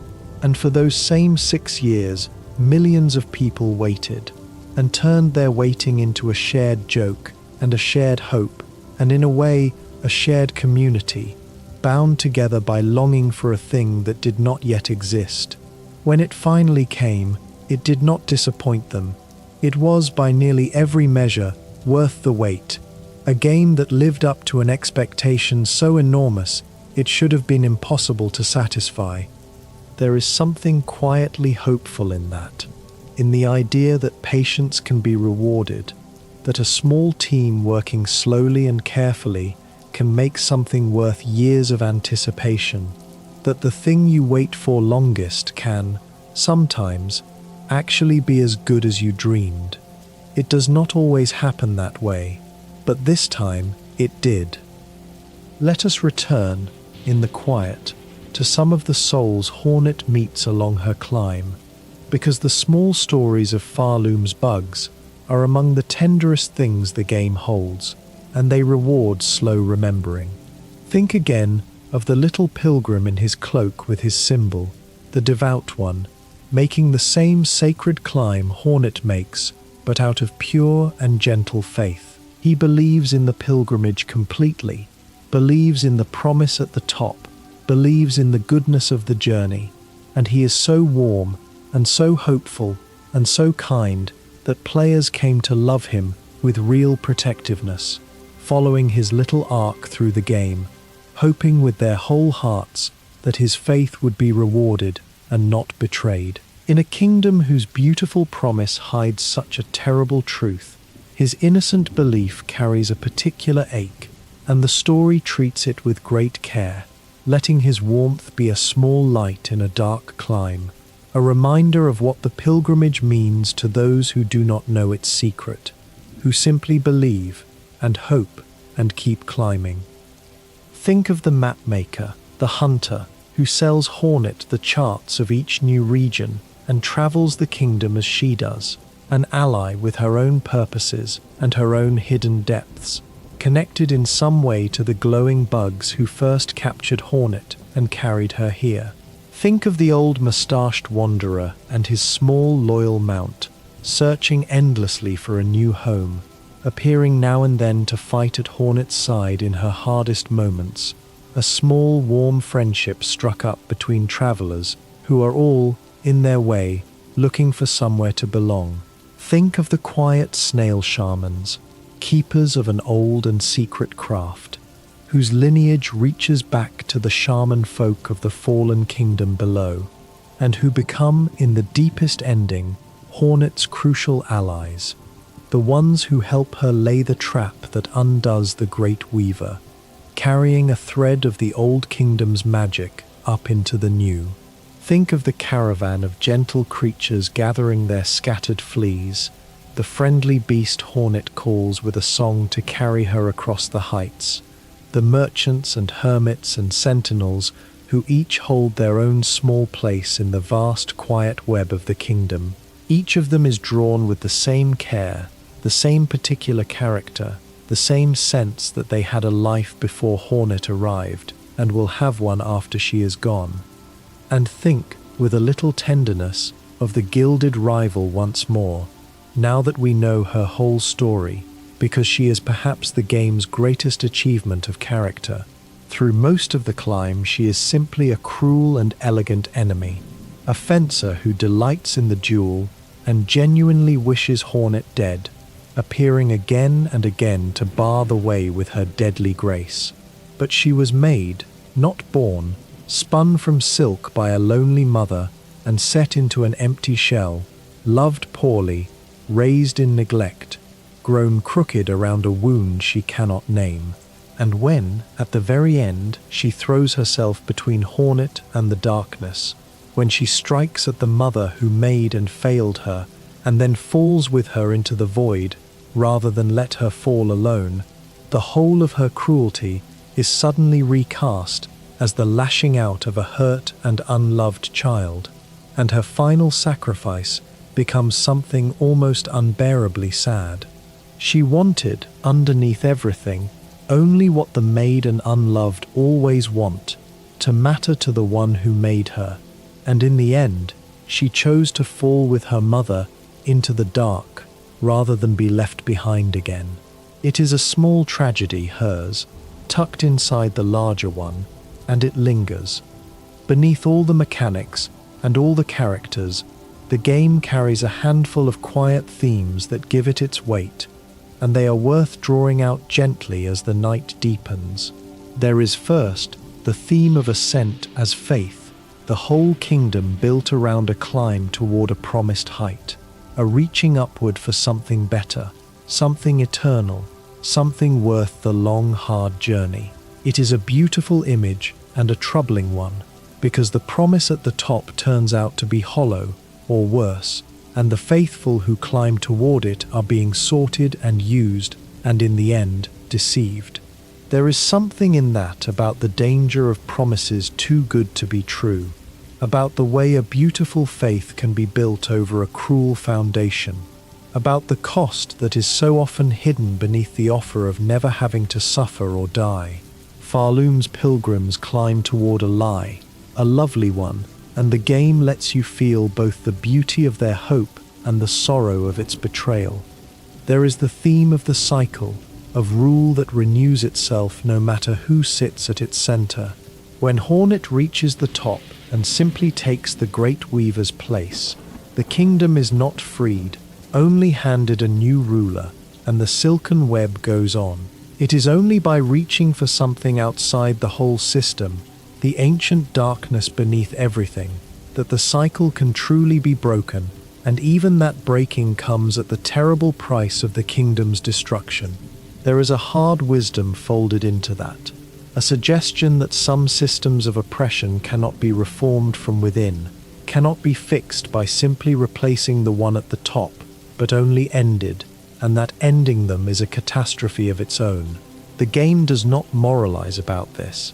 It simply shows it, in the two endings, the one where Hornet becomes the new tyrant, and the one where she brings the whole thing crashing down, and lets you feel the weight of both. And there is the theme, running through everything, of the outsider who is secretly an heir, of Hornet as both stranger and daughter, dragged unwillingly into a kingdom that turns out to be her ancestral home. She did not choose to come to Farloom, and yet Farloom is written into her blood. The silk she spins, the very craft her forebears wove into its bones. There is something quietly moving in that, in the idea that the place you are carried against your will might turn out to be a place you belong to more deeply than you knew, that the inheritance you never asked for might be waiting for you at the top of a mountain you never wanted to climb. Hornet's whole journey is a return she did not know she was making, a homecoming to a home she never knew, and by the end, whether she becomes its queen or brings it down into darkness, she has become part of Farloom's story, as surely as her distant ancestors once were, the thread of the weavers carried forward and back and forward again, across kingdoms and generations. The game has lived a long, rich life since it finally arrived, and it shows no sign of fading.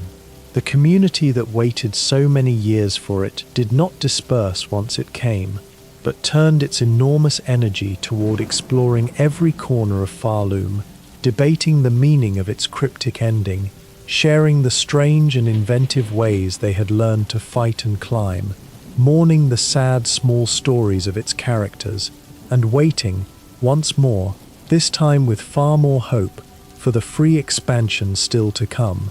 The debates over what the ending truly means, over what is about to hatch from the ruin, over the deep secret history of the kingdom, continue even now, the way the debates over the fallen kingdom below continued for years and years, because this is a world built to be puzzled over, to give up its truths slowly and never entirely. And through it all, the little studio that made it remains quiet and careful as ever, tending the game, promising more, in no hurry, trusting the work to speak for itself, exactly as it always has. There are darker corners of Farloom's history worth lingering on gently, the details that give the kingdom's beautiful surface its cold underside. The promise of eternal life at the summit was not, the story suggests, a gift freely given, but a thing wrenched into being through terrible work. In a place of white wards high in the kingdom, old experiments were once performed, weaving soul together with silk, in an attempt to make bugs that would never age and never die. Most who underwent it did not survive. The few who did emerged deathless but altered, ageless things sustained by silk and soul, and it is on the strength of that ghastly success that the whole promise of the pilgrimage rests. The carefree, eternal life held out to the faithful is built on the bodies of those the working killed, a beautiful faith raised over a foundation of quiet horror, and the more Hornet learns of it, the more the shining citadel at the top of the world reveals itself as something closer to a tomb dressed as a paradise. And the pilgrimage itself, so lovely in its promise, is revealed to be a long, cruel filter. Those who climb are judged, weighed, tested, and only the ones found worthy are permitted to go on, the rest turned away, discarded, left behind. There is a great judge who embodies this, an enormous figure with a bell for a weapon and flame at his command, who tests Hornet's worth in battle the way the whole kingdom tests the worth of its pilgrims, and to pass him is to be deemed fit to continue the sacred climb. It is a striking idea, a faith that does not welcome all its faithful but sorts them, a heaven with a gate that most are not allowed through, and it casts the gentle hope of the pilgrims in a sadder light still, because so many of them are climbing toward a reward they will never be permitted to reach, believing in a promise that was never meant for them. Within the citadel itself, hidden from the pilgrims who dream of reaching it, there is a whole secret order tending the machinery of the faith. There are sentinels guarding the inner ways, fierce keepers of the citadel's secrets, one of whom serves something he speaks of only as a voice, an unseen authority hidden deep within the heights. There is a sense, as Hornet climbs into the upper reaches, of a great and ancient institution running quietly behind the beautiful faith, of hidden workers and hidden rulers and hidden purposes, of a shining religion with a cold and secretive machine grinding away beneath it. The pilgrims below sing and climb and hope, believing in the bells and the silk and the promise of the peak, while above them, out of sight, the true keepers of the citadel guard truths the faithful are never meant to learn. It is one of the quiet horrors of Farloom, this gap between the innocent faith of the many and the secret knowledge of the few, and Hornet, climbing up out of the one world and into the other, becomes one of the very few outsiders ever to see both, to know both the beauty of the pilgrim's hope and the cold truth of what waits above them. And binding the whole faith together is the song, the sacred music of the kingdom, carried on the bells and the voices and the silk. To ring a bell in Farloom is to perform an act of worship. To sing is to reach toward the citadel. The whole religion is musical, built of sound as much as of belief, and that is why Hornet's gift of music, her needlein, is so much more than a weapon or a key. It makes her, in a sense, a participant in the faith itself, able to speak the sacred language of the kingdom, to ring its bells and play its tunes and open its holy doors. The music that is the kingdom's worship becomes, in her hands, the tool of its unraveling, and there is a quiet irony in that the outsider should master the sacred song of a faith she will, in the end, either inherit or destroy. The kingdom is threaded too with the haunting, that spreading sorrow and madness that grips its towns, tied somehow to the silk and the bells and the deep wrongness at the citadel's heart. Hornet comes upon a town gripped by a widow's grief, the whole place caught in a haunting she must lift before the town can breathe again. And in freeing it, she wins the very ability to make music, the needlin, as though the act of lifting sorrow and the gift of song were bound together. All through the kingdom this pattern repeats.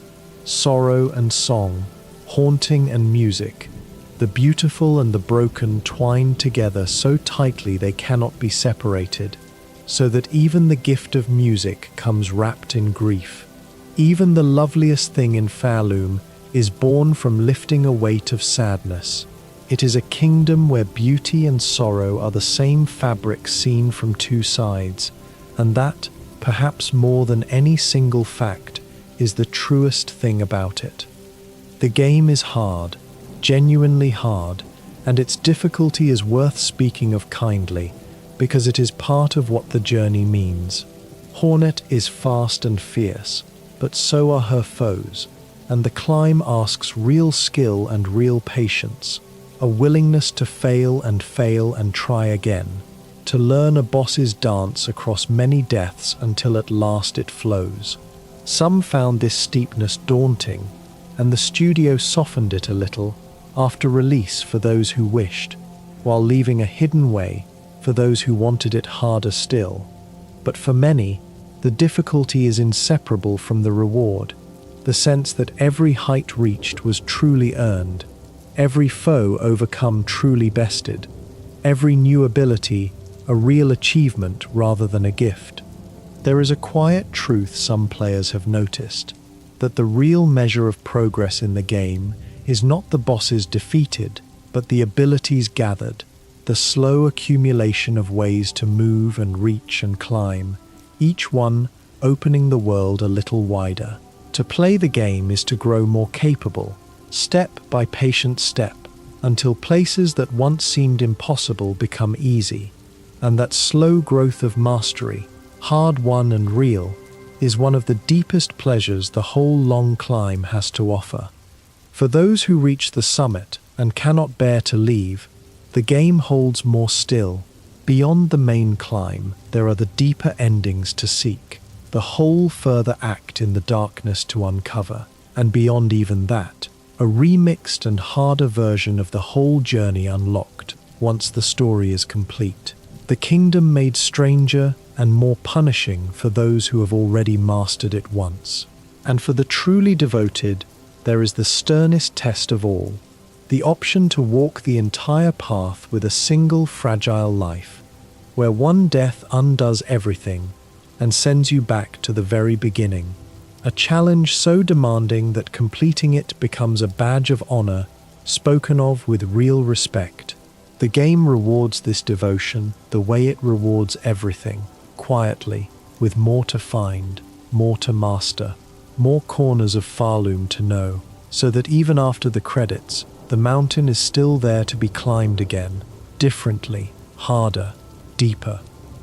There are the smaller collections and comforts too, the compendium Hornet can gather of everything she has found across her travels, a quiet record of the long climb.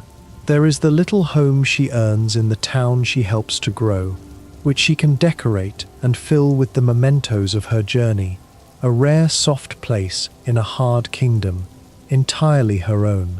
There are the small competitive games of skill she can take part in, the fleas she frees remembering her and gathering home, the merchants whose shops slowly fill as she helps them, the whole quiet economy of small kindnesses and small rewards that runs beneath the grand tragedy of the main story.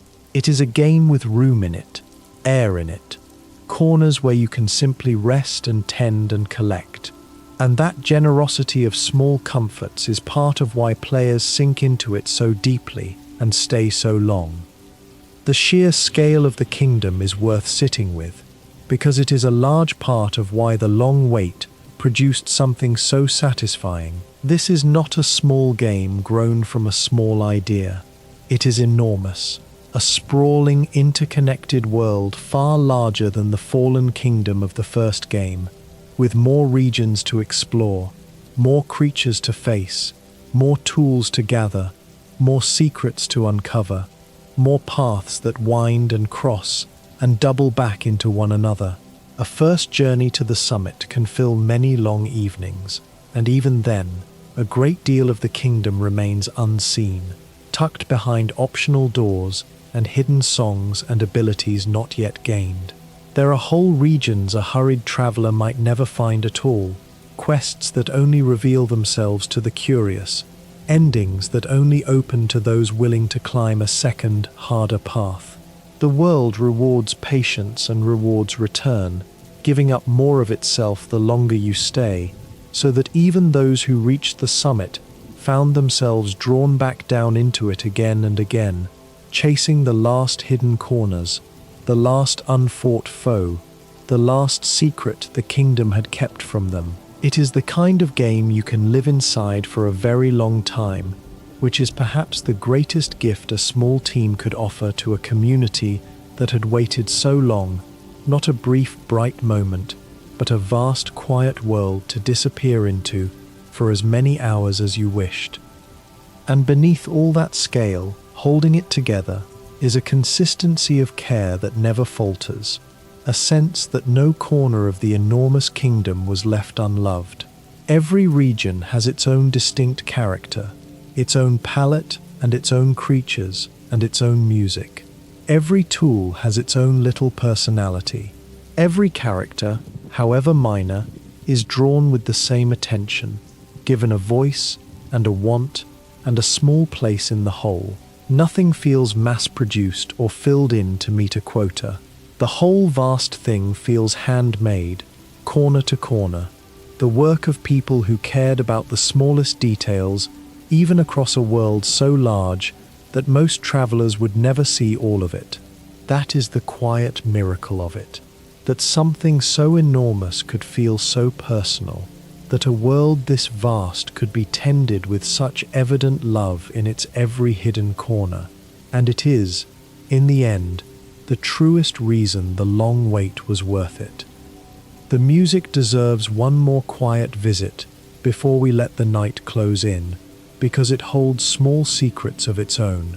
That single recurring theme, the melody that threads through the whole score, is carried most hauntingly by the bells, ringing out when Hornet lights the old shrines and when the great gates open, and it surfaces too in the tune she plays upon her needle, and even in the humming of her rival as she works in the fiery deeps, one melody wearing many faces across the whole kingdom.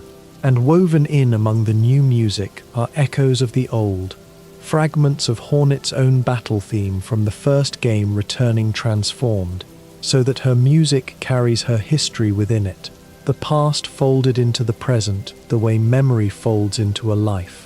A slower, gentler version of one theme plays when Hornet rests or calls her great beast, the same melody turned soft and tired, a musical sigh. The whole score was crafted with enormous care by a single devoted composer working with real musicians, and it lingers, long after the playing is done, the bells of Fairloom still ringing somewhere in the memory. There is a gentle poetry in the whole shape of this thing, the game and its long, strange journey to us both, that is worth holding as the night grows soft. A tiny team, working slowly in the quiet for the better part of a decade, made a vast and sorrowful and beautiful world, and made the whole world wait for it, and the waiting became its own long story, a shared vigil of millions who turned their longing into laughter and their disappointment into hope. And then it arrived, and it was worth it, and a fierce little warrior in red climbed a mountain of silk and song toward a citadel full of secrets, and found there a lonely weaver queen, and a maid daughter, and an ancient promise built on horror, and a darkness beneath everything that tied her new kingdom to the old one she had come from. There is loss threaded all through it, the sad small stories of its characters, the betrayed faith of its pilgrims, the tragic maid child, the kingdom that must be destroyed to be freed. And there is beauty threaded through it too, in equal measure, the beauty of the climb, The music, the craft, the slow mastery, the reaching of one hero for another through the dark. It is a story, in the end, about ascent, about climbing toward something, about the long, hard rising toward a height you are not sure you will reach or should. And it is a story about what you find when you get there, which is rarely the simple thing you hoped for, which is usually more complicated and more sorrowful and more true. Hornet climbs a mountain expecting one thing and finds another, finds a home she did not know she had, and a darkness she did not mean to loose, and a choice between becoming the thing she fought and destroying the world to be free of it.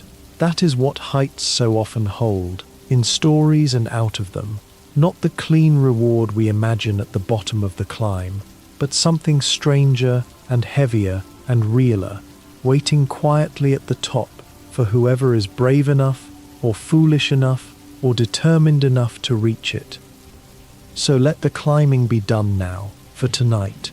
Let Hornet rest on one of her quiet benches, high on the mountain, the recurring melody playing soft around her, her needle laid across her knees, her silk gathered and still. Let the bells of Farloom fall silent.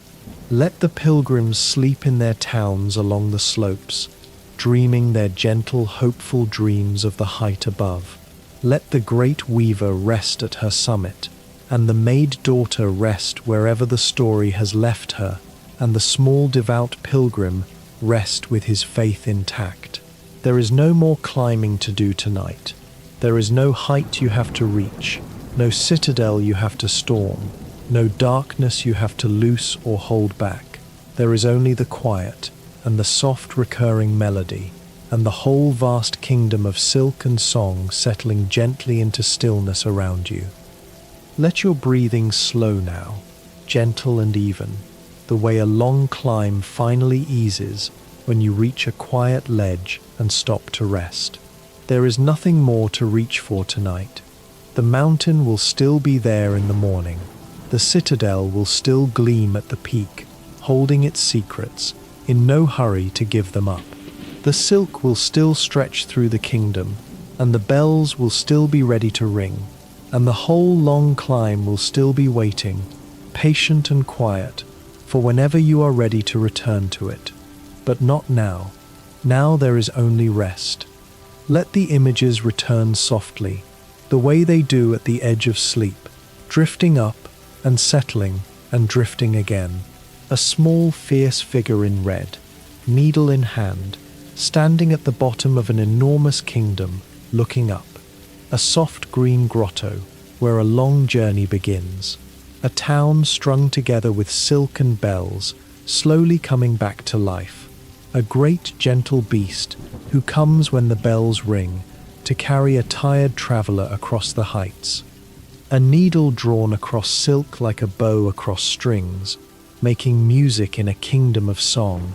A quiet bench, high on the mountain, with a soft familiar melody playing all around it. Let the long wait return to you too, gently, and then let it go. All those years of silence, all those millions of people hoping and joking and waiting for a game that would not come. And then the morning it finally arrived, and the storefronts crashing under the weight of so much longing, and the joy of a thing waited for so long turning out, at last, to be real and to be good. There is a soft comfort in that story, the comfort of patience rewarded, of a thing worth waiting for actually being worth the wait. Let it settle over you like a warm thread drawn across the dark. Sometimes the thing you want most does come. Sometimes the long wait ends well. Think of Hornet, resting now at the top of her hard day, her climbing done for the night. She has fought her way up through a whole kingdom, faced the gilded fencer and the great judge and the weaver at the summit, learned to climb walls and glide and make music and step into memory, and now she rests, as even the fiercest warriors must, her needle laid aside, her silk gathered and still. the soft recurring melody playing around her in the quiet. Even she stops. Even she sets down her long climb at the end of the day and simply rests. So can you. Whatever you have been climbing today, you can set it down now and rest the way she rests, high and quiet and safe. The bells of Farloom are silent now. The pilgrims sleep along the slopes, their faith intact, their gentle dreams undisturbed. The great weaver rests at her summit. The maid daughter rests wherever the story has laid her. The mapmaker rests, and the little devout pilgrim rests, and the old wanderer and his loyal mount rest, and the whole vast kingdom of silk and song settles into a deep and gentle stillness. The silk stops its stretching, the song stops its singing, the climb stops its climbing. Everything that was reaching upward all day finally comes to rest, held quietly in the dark, asking nothing, needing nothing, simply still. There is nothing you need to do now. There is no height you need to reach, no thread you need to follow, no secret you need to uncover before the morning. The kingdom will keep its secrets a little longer. The mountain will hold its heights until you are ready. All of it can wait, gently, patiently, the way Farloom waited so long to arrive at all, in no hurry, content simply to be there when you wake. You can let go of all of it now, the climbing and the reaching and the wanting, and sink down into the soft, quiet dark and rest. Let your thoughts grow quiet, the way the kingdom grows quiet, the way the bells grow quiet, the way everything grows quiet at the very end of a long day. Let the soft recurring melody play you down into sleep, the theme of silk and song turn gentle and slow, a musical sigh at the end of a long climb. There is only the quiet now, and the warmth, and the soft thread of melody drawing you down into rest. The mountain is climbed, the day is done. The silk is still, and the bells are silent, and you are safe in the dark, and there is nothing left to do but sleep. Rest now, gently, high and safe on the quiet mountain, while the bells stay silent, and the silk stays still, and the whole kingdom of silk and song sleeps around you. Whatever you were climbing toward can wait until morning. Whatever you were carrying can be set down now. The long wait is over. The height is reached. The quiet is here, and it is kind, and you are safe within it. Sleep now. The bells are silent, and the silk is still, and the soft melody plays you down into the dark. The mountain will be there in the morning, patient and quiet, holding all its secrets, in no hurry at all, and you have nothing to do now but rest and drift and let the gentle song carry you the rest of the way. Good night. Rest well. The climb is done and the kingdom is quiet and you are safe.